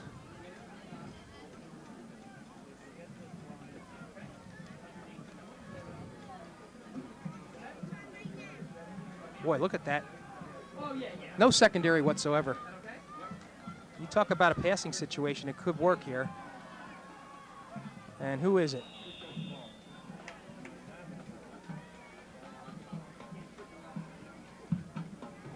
That was Mullane on the carry. Let's see where they mark it. It's about a yard shy. I'll tell you, 4th down. I don't know if they'll go for it this time, Jim. I kind of doubt it. They've got a 10-point lead. Field position is rather important here. And you got to think, who is the punter for East Brunswick, Phil? Inazzo, I believe. Okay. We see that the ball is marked on the 20. The ball's on the 19-yard line. Good Lord, they're going for it. They're going for it. Mercy, mercy. Well, they make it here, I'll tell you what. I don't know about that. Let's see. Well, Mullane is signaling that they got it. Bridgewater thinks they've stopped them. And they mark it for Bridgewater. Let's see. We have a little bit of an injury on the play. Injured player as well. Phil, he went for it. I'm surprised. Boy, I'll tell you what. And we have an injured player, Jim. You got that? That might be Stahl. Number 55. That's Carl Wart, the center. The center. He was right in the middle of that pile-up. I tell you, you don't want to lose him. So Jim, East Brunswick going and failing. Well, they're going for it. They went for it before, Jim. You see the players come off the field raising for fourth quarter. And you're right, this will be an important quarter for them. That was the last play of the third quarter. You need to mention that. There is 12 minutes left to go in this game, but boy, I'll tell you what. Well, they chose to go for it by deception rather than power, and it cost them. So let's set the stage here now. Bridgewater Raritan will get the ball as they give Ward a hand. He walks off the field a little bit gingerly. And when you think about it, the Bears are really giving the Panthers great field position all day, Jim. The Panthers haven't capitalized on it as much as you might think, but sooner or later you can't keep giving field position like that and expecting to walk away with it.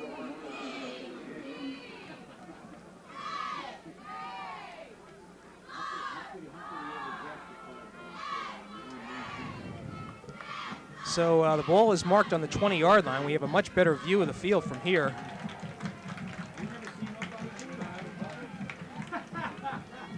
And that is where Bridgewater will take over first down to begin this fourth quarter of play. If you just joined us, East Brunswick scored in the first half. All the scoring was in the first half when quarterback Hornline ran it in from 35 yards out at 8:52 of the first period to make it 7-0. Bridgewater came back, and Havenko scored from 7 yards out with 4:12 left to go in the first period to make it 7-7.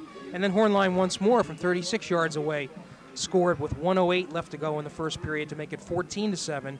Ianazo converted a 27-yard field goal with about 3 minutes left to go in the half to make it 17-7, and here we are. So it is first down for Bridgewater on the East Brunswick 20. They take over here. Steffner, they stop him. And that has been the difference in the second half for the East Brunswick defense. That's right. They have been somewhat tighter on the line. Okay, Jason Carbone making that tackle there from his defensive end spot. Gain of maybe 1.5 to 2 yards. 2nd and 8.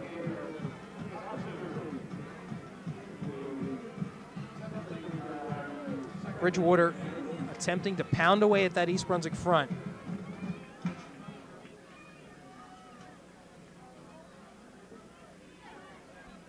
Metrosakis is going to give the number 24, but Casal slowed him up just enough. And Carbone finishes it off. Right. Good play. I'll tell you, good play. Casal's on the ground. Hope he's all right. Getting up a little slowly. Chris Casal has played a super game in the second half. Of course, Chris is the brother of our cameraman, Joe Casal, who's done a fine job. Joe Fernandez, our cameraman, who's done a fine job. All right, so a loss on that play makes it 3rd and 12.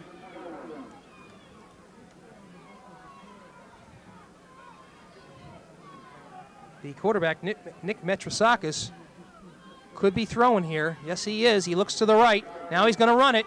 East Brunswick seems to have him contained. They get him. Good play by the defense. McCloskey was the first one to meet him, and he gets up a limping a little bit. I'm sorry, that's not McCloskey. That's number 28. That's Teddy Nemec. Teddy Nemec. Nemec coming up with a big play right there. So it'll bring it back to the 23-yard line, making it a 4th and 13. I'll tell you, and regardless of what happens here, Jim, the defense has been a different defense this second half. Yes, they have. have. The offense that's put them in a hole. Clock continues to run. We are under 10 minutes now. Bears with a 10-point lead, 17-7.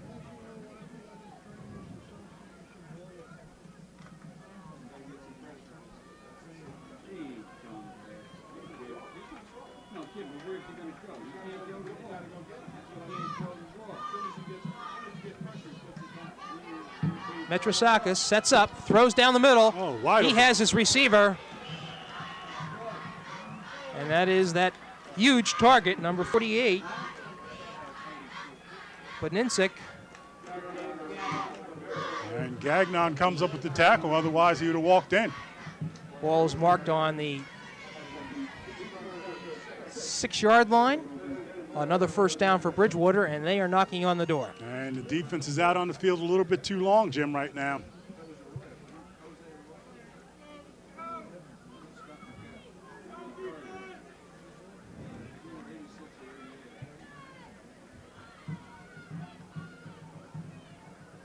All right, first and goal for Bridgewater on the 6-yard line.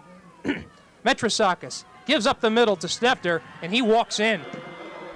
And just a matter of fine run by the young back, number 44. And he's the type of back, Jim, that looks like he gets stronger as the game goes on. Well, we'll see. That 6-yard run now makes the score 17-13. The extra point here, very important. That score coming with 9 minutes and 2 seconds left to go in the game.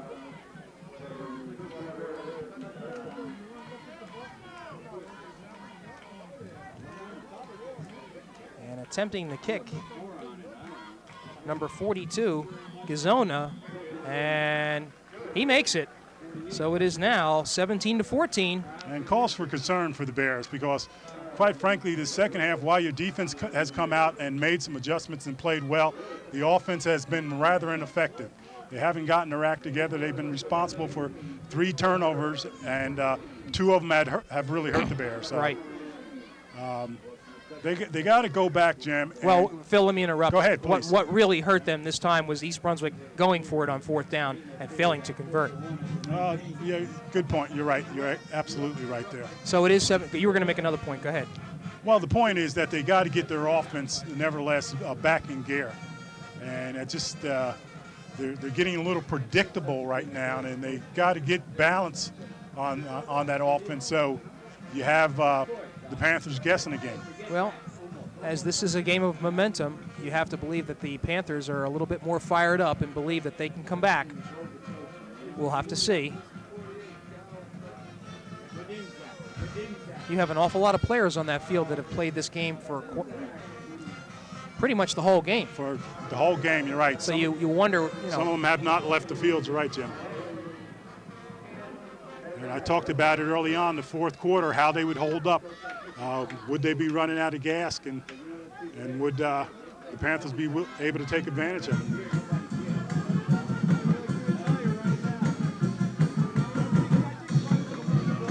All right. Gizona kicking off. Lifts it off to the right side. They let that go out of bounds, so that should be. I think East Brunswick will have an option of taking it on the 40-yard line here. Exactly. Which is really what Bridgewater does not want to have happen, because that gives the Bears good field position. Good field position, but again, the Bears has got to get that E-bone or whatever the package is moving again.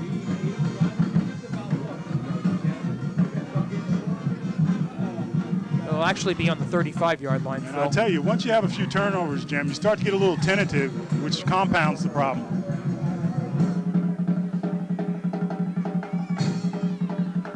Well, I go back to Hornline's decision-making in the first half, which led to those runs to daylight. They're just reads, Jim. That's what the decision-making is about, making the proper reads.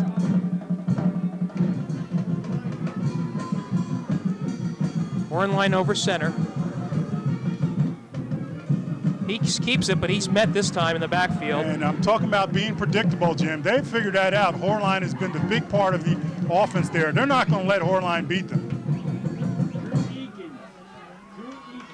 Very aggressive Bridgewater defense, and quite honestly, that to me would say that the pass would be open. We'll have to see. A loss of 1 on the play, making it 2nd and 11.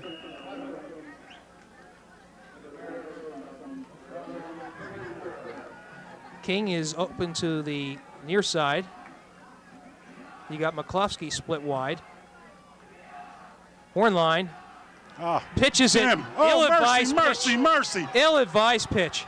But East Brunswick comes up with it. I'll tell you, Jim, Fortunately for them. The point is, Jim, and it's very clear, they are on Horline, and the young fella's down right now. We certainly hope he's not hurt. But they have 2 players going at Horline regardless of what the Bears do. All right, they stop the clock to take a look at the quarterback.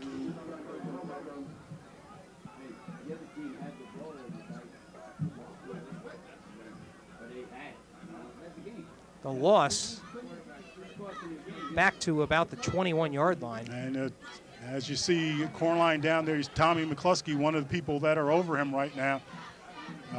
He would be the one to take over. He would be the one to take over at the quarterback slot. And Horline was hit by 2 players there. And Jim, I point out, if you're the Panthers there, they're not going to let Horline beat him, and they've been zeroing in on him. And so that's where you got to have some balance. Hornline now up, sitting in a sitting position.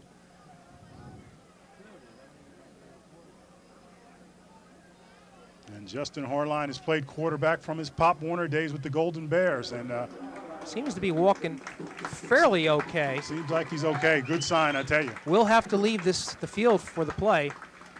Now he's limping a little bit. And I'll tell you, Tommy McCloskey coming in, not as proficient as Hornline at the quarterback position, but he has speed. He has speed, Jim. And well, what concerns me, Phil, is just taking the snap. The ball is wet, and you got to wonder. They haven't had a chance to practice except before the game. We'll see how this goes. Meanwhile, it's 3rd and about 25 for East Brunswick. Really, they just don't want to make a mistake down here. That's true. McCloskey pitches back. Quick kick. And it's tipped. Somewhat of a block. Oh! Let's see what we got here.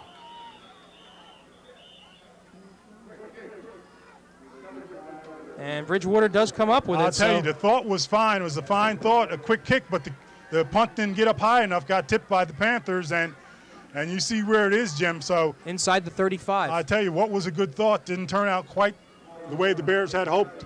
They want to get out of the hole with that surprise quick kick. So here is Bridgewater Raritan with 7:44 left to go in the game. And momentum.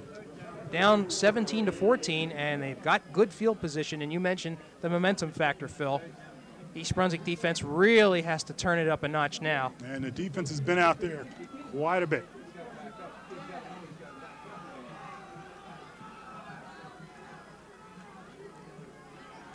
Nick Metrosakis has been the quarterback for Bridgewater.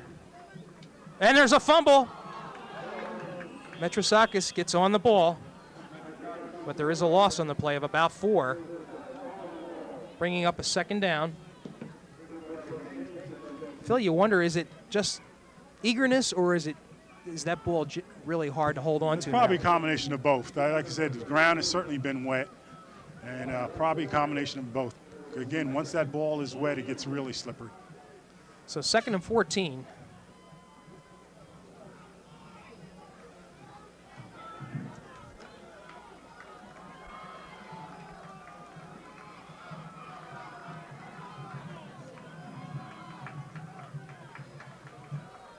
Snap, give to Steffner. He's met. Gets about 2 or 3 yards on that play. Last one up is Gagnon. So that'll make it 3rd and 11 yards to go.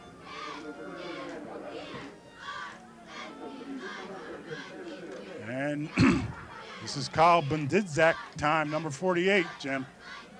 On the quick look in. We shall see.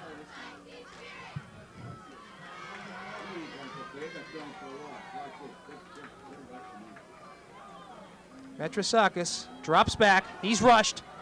Lofts it up, and it is caught by Sneffner. I can't believe that ball hung up there for a while for anybody, Jim. And let's see. It's not a first down. It's about a half a yard or maybe a 1 yard shy of a first down. So it will be a 4th and 1. Right, Ryan Steffner showing good hands coming down with that ball. I thought it hung up there enough, Jim, for anybody to get it. Ball is marked just on the 25-yard line. 4th and about a half yard. And I think you'll see either quarterbacks keep or Steffner, number 44, not the fullback 25.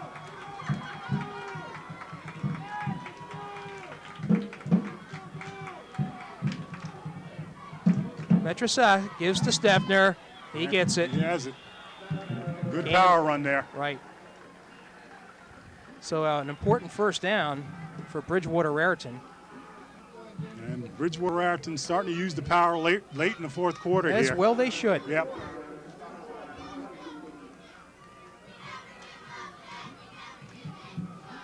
Ball marked on the 23.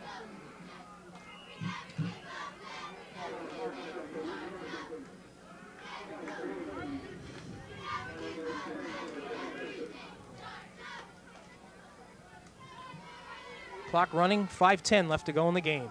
17-14, East Brunswick clinging to a 3-point lead.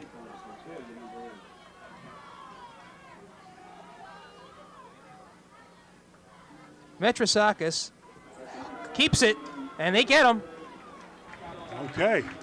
Good play there by Carbone. Carbone and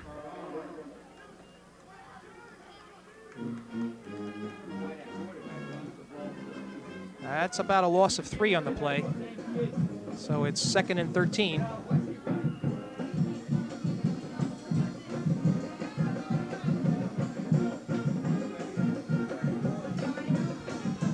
I'll tell you, 4:20 left, Jim, and the defense has to stiffen here.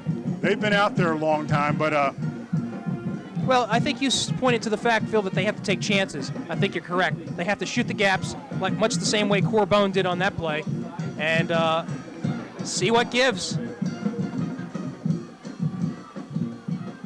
Metrasakis goes back to pass. He's rushed, and they're going to get him. No, he gets away. Still has the ball. Finally driven down to about the 15-yard line. Unbelievable how he got out of that, Jim. I don't know how. He should have been tackled for a loss there. Right, Panulo had him way back there. And he just stepped out and he seen the waltz there, Jim. Nobody seemed to want to come up and hit him. That was a gain of about 10 yards, so it makes it 3rd and 3. The ball is on the 15-yard line.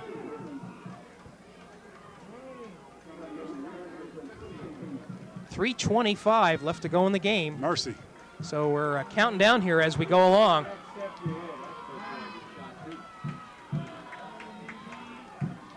A little bit of gut check time now. Metrasakis gives to Steffner. They try to grab at him. And I think he's got enough for a first down. The back is really doing a lot on his own, Phil. Well, they're using him properly, Jim. That's all. He's a power back there. They're doing. They want to take care of the ball, and they're busting in there, picking up 3 and 4 yards, Jim. Nothing fancy. So that first down.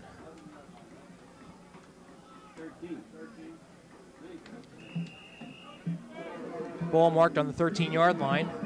2 minutes and 50 seconds left to go. And here come the Panthers.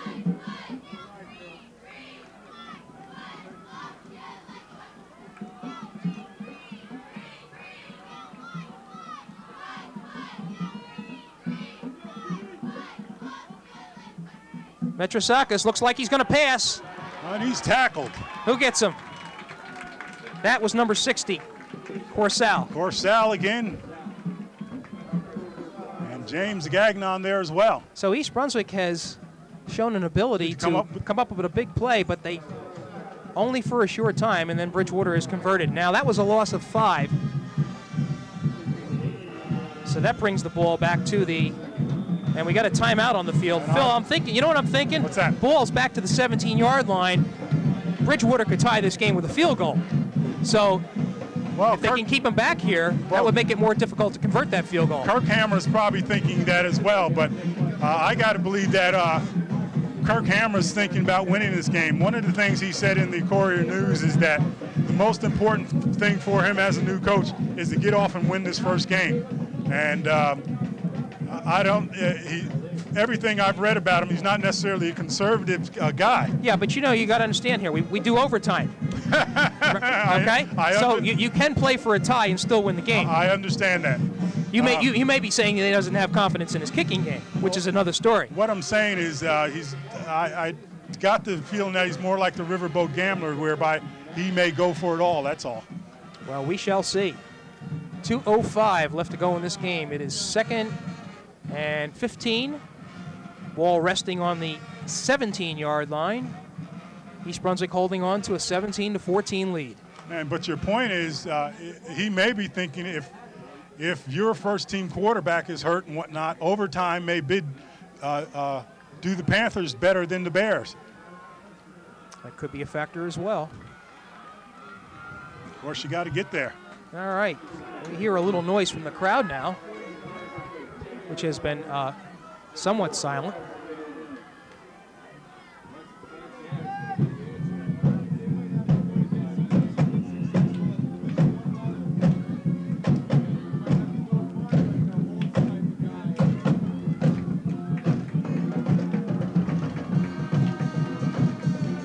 Metrosakis is calling the signals. He sets up the pass, looks downfield, and overthrown. Way overthrown. Pass was intended for number 84. And that's what... For number 24, Stahl. Go ahead, Phil. And your point right there, certainly the coach told him in that timeout, don't do anything foolish. Don't do anything to create a turnover. We're in good field position. If our play doesn't work, we still can kick the field goal. Well, if they didn't get any yards on this next play, that would be a field goal from the 25-yard line, making it a 35-yarder. That's no chip shot in high school. That's no chip shot, but rather ambitious. You're right. So a key 3rd and 15 here. Okay. 2 minutes exactly left to go.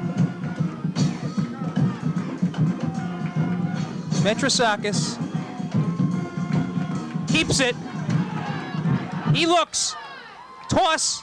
Caught by Steffner. Mercy. Who puts it into the end zone.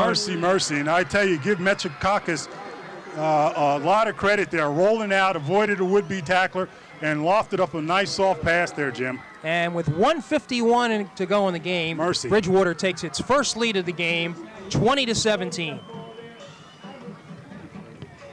15-yard touchdown pass from Metrosakis to Steffner.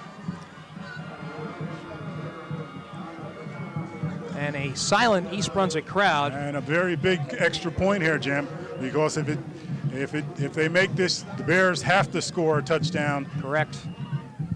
In order to take this game. That's Gasana, who has done the kicking for the Panthers tonight. Snap is down, kick is up and through.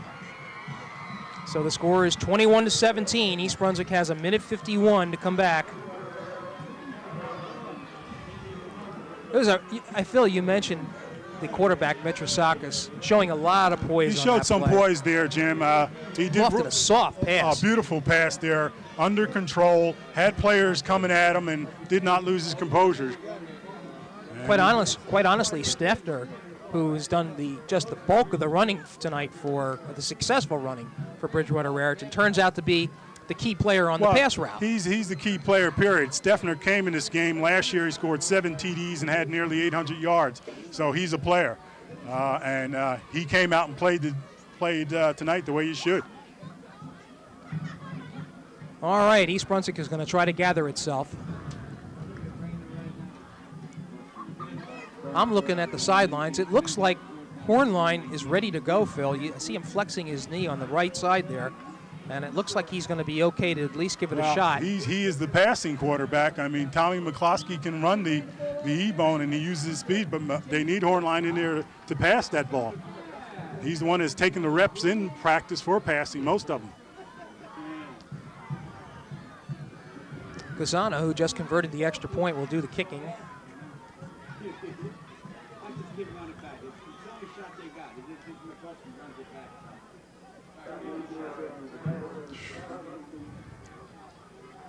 McCloskey is back deep for East Brunswick.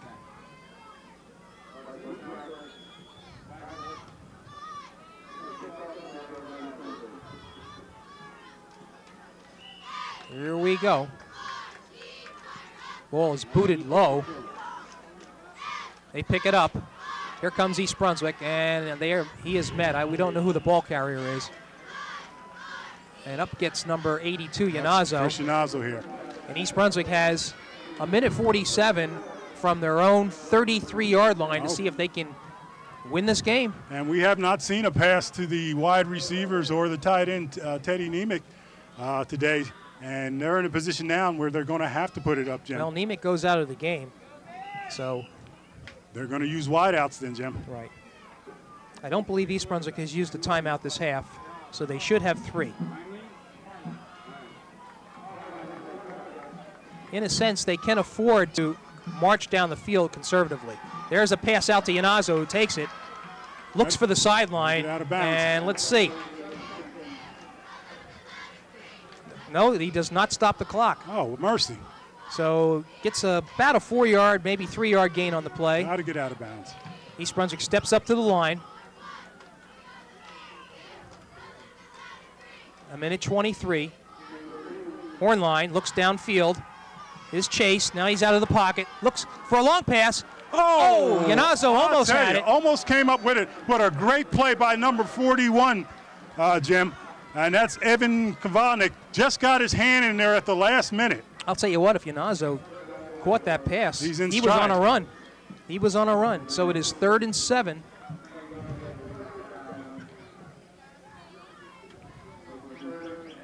One minute and 15 seconds left to go in the game.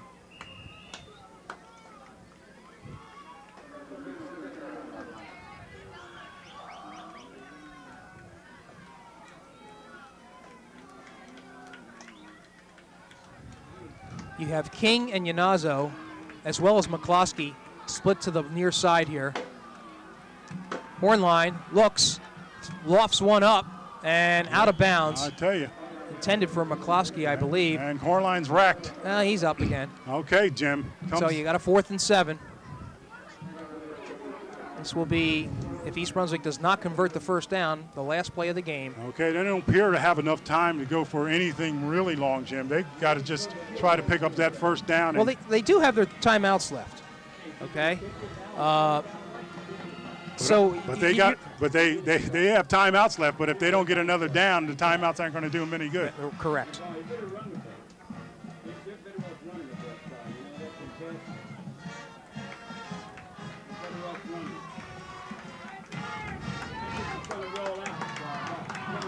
So this is the big play for the Bears. Hornline looks, pass, little overthrown, out of the outstretched arms of Tommy McCloskey, and with that, East Brunswick loses its opportunity for a first down, and now all they can do is stop the clock. A minute 5 left to go in this game. Bridgewater up 21-17. And Phil, I see you shaking your head. Well, a lot of things had to go wrong for East Brunswick, and they did. A lot of things had to go wrong in the second half, and you're exactly right, they did, Jim. And a lot of disappointment. You can see it. Well, a lot of disappointment. Well, there should be, because this is a game that the Bears had, and it's certainly a winnable game for the Bears. And the second half, offensively, they just fell apart. And when the defense woke up, it hurt them. So Bridgewater can choose to be conservative here. As we mentioned, East Brunswick can call timeout, but that's about it. Metrosakis takes a knee.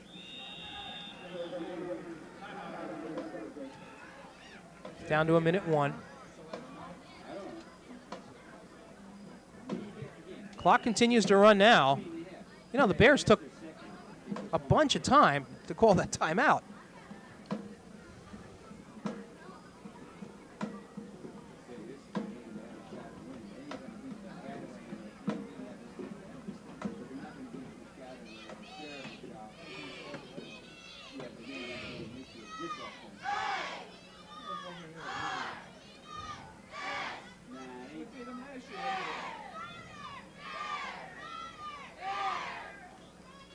This game against Bridgewater will be one of Actually, it'll be the only game that the East Brunswick plays out of conference. The only game, and the last time that they're playing Bridgewater Raritan. This series will end today, Jim, which means since they started in 1996, the Bears have never beaten them. They had the opportunity, certainly, to do it today and fumbled it away. Bridgewater with a second down. Petrosakis gives to Steffner. Brought down. Timeout, East Brunswick. That's their second timeout. So once again, East Brunswick will be on the road next Friday, not this Friday, but the following Friday at Edison. And that'll be a 7 p.m. game against the Eagles. And the following week, they'll be back in Edison up the road to play J.P. Stevens on the 24th. The next home game will be October 1st, and that will be against Piscataway Chiefs. Ooh, mercy. Who are loaded. Are loaded, and yeah, a lot of them are saying that they could be the front runners in the GMC Red. Right. I don't want to say Saraville isn't a contender. And by the way, the Saraville game will be home. So, 51 seconds left to go. Third down. Somebody for East Brunswick moves, which is really something.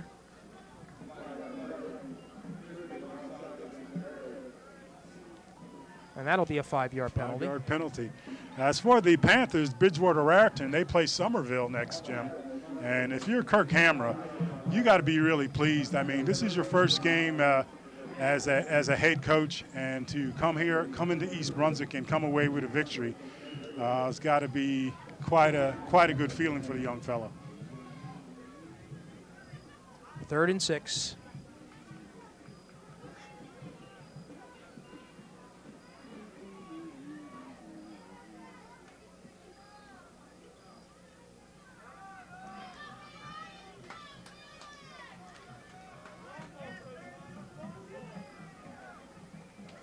Give us to Steffner. Breaks through, but he's met. Tommy McCluskey bending them back.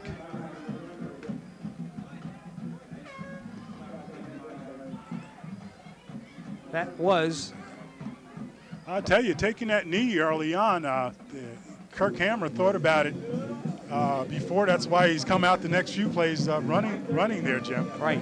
He apparently wasn't aware of how many timeouts that the Bears had. Well, East Brunswick uses its 3rd and final timeout.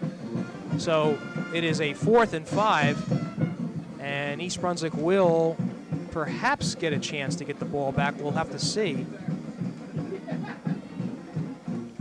And if they do, it's really not a good judgment on Hammer's part there. To take that knee so early with your opponent having 3 timeouts.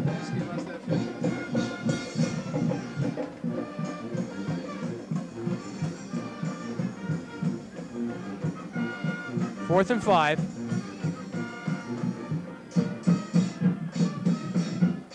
Give us to Steffner. Oh, mercy. And I don't know. He may have gotten a first down on this with that last effort of his. And it's close, Jim. They may have to measure. We will see. Ooh, it's close, Jim. It is close.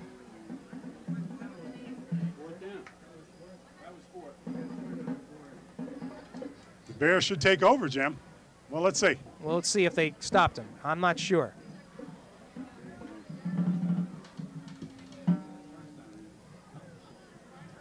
Nope, they do hold. All right, and so there is a breath of life in East Brunswick. I'll tell you, Kirk Hamra is going to win some games, a lot of games probably in his career, but he's going to think about the judgment here, allowing the Bears the opportunity to get the ball back by taking that knee, not realizing how many timeouts that the Bears had. All right, you are the Bears, and you have 37 seconds to go. No timeouts. Ball is on the 28-yard line, actually. And they're going to wing it. Horn line, drop back, and they got him. Oh, mercy, mercy, mercy. Somebody got through there. That was the big boy, number 48, Budnitzik. 20 seconds left to go. East Brunswick having to line up on the ball. 15 seconds left to go. And a screen pass in the middle. McCloskey tackled. Not enough for a first. 5 seconds, and not being a first down, that's going to run the clock out. And that is the final. 21-17. Bridgewater coming up with the 2 touchdowns in the fourth quarter to pull this game out. And a frustrating loss for East Brunswick. Frustrating is an understatement, Jim. I mean, it's a painful loss. It's the first game of the season. You come in with high hopes, Jim. And, of course, you got plenty more games left in the season here. But this is a game clearly that was winnable for the Bears. While their defensive strategy came around in the second half, they got complacent offensively, and the Panthers were right on them, and it cost them. The turnovers themselves, 3 turnovers, Jim, you can't allow that in a game like this here. Right, and the inopportune going for the first down, of course, that is a judgment call. You know, if they converted on that first down, they're heroes. Well, so that's part of the game. All right, Phil, I think we'll wrap it up here. That's it from J. Doyle Field this Thursday evening. The final score, Bridgewater, Raritan, and East Brunswick. They're opening up their season. The Panthers winning 21-17. So that'll do it for Phil Hill. This is Jimmy Allinder saying thanks for being with us.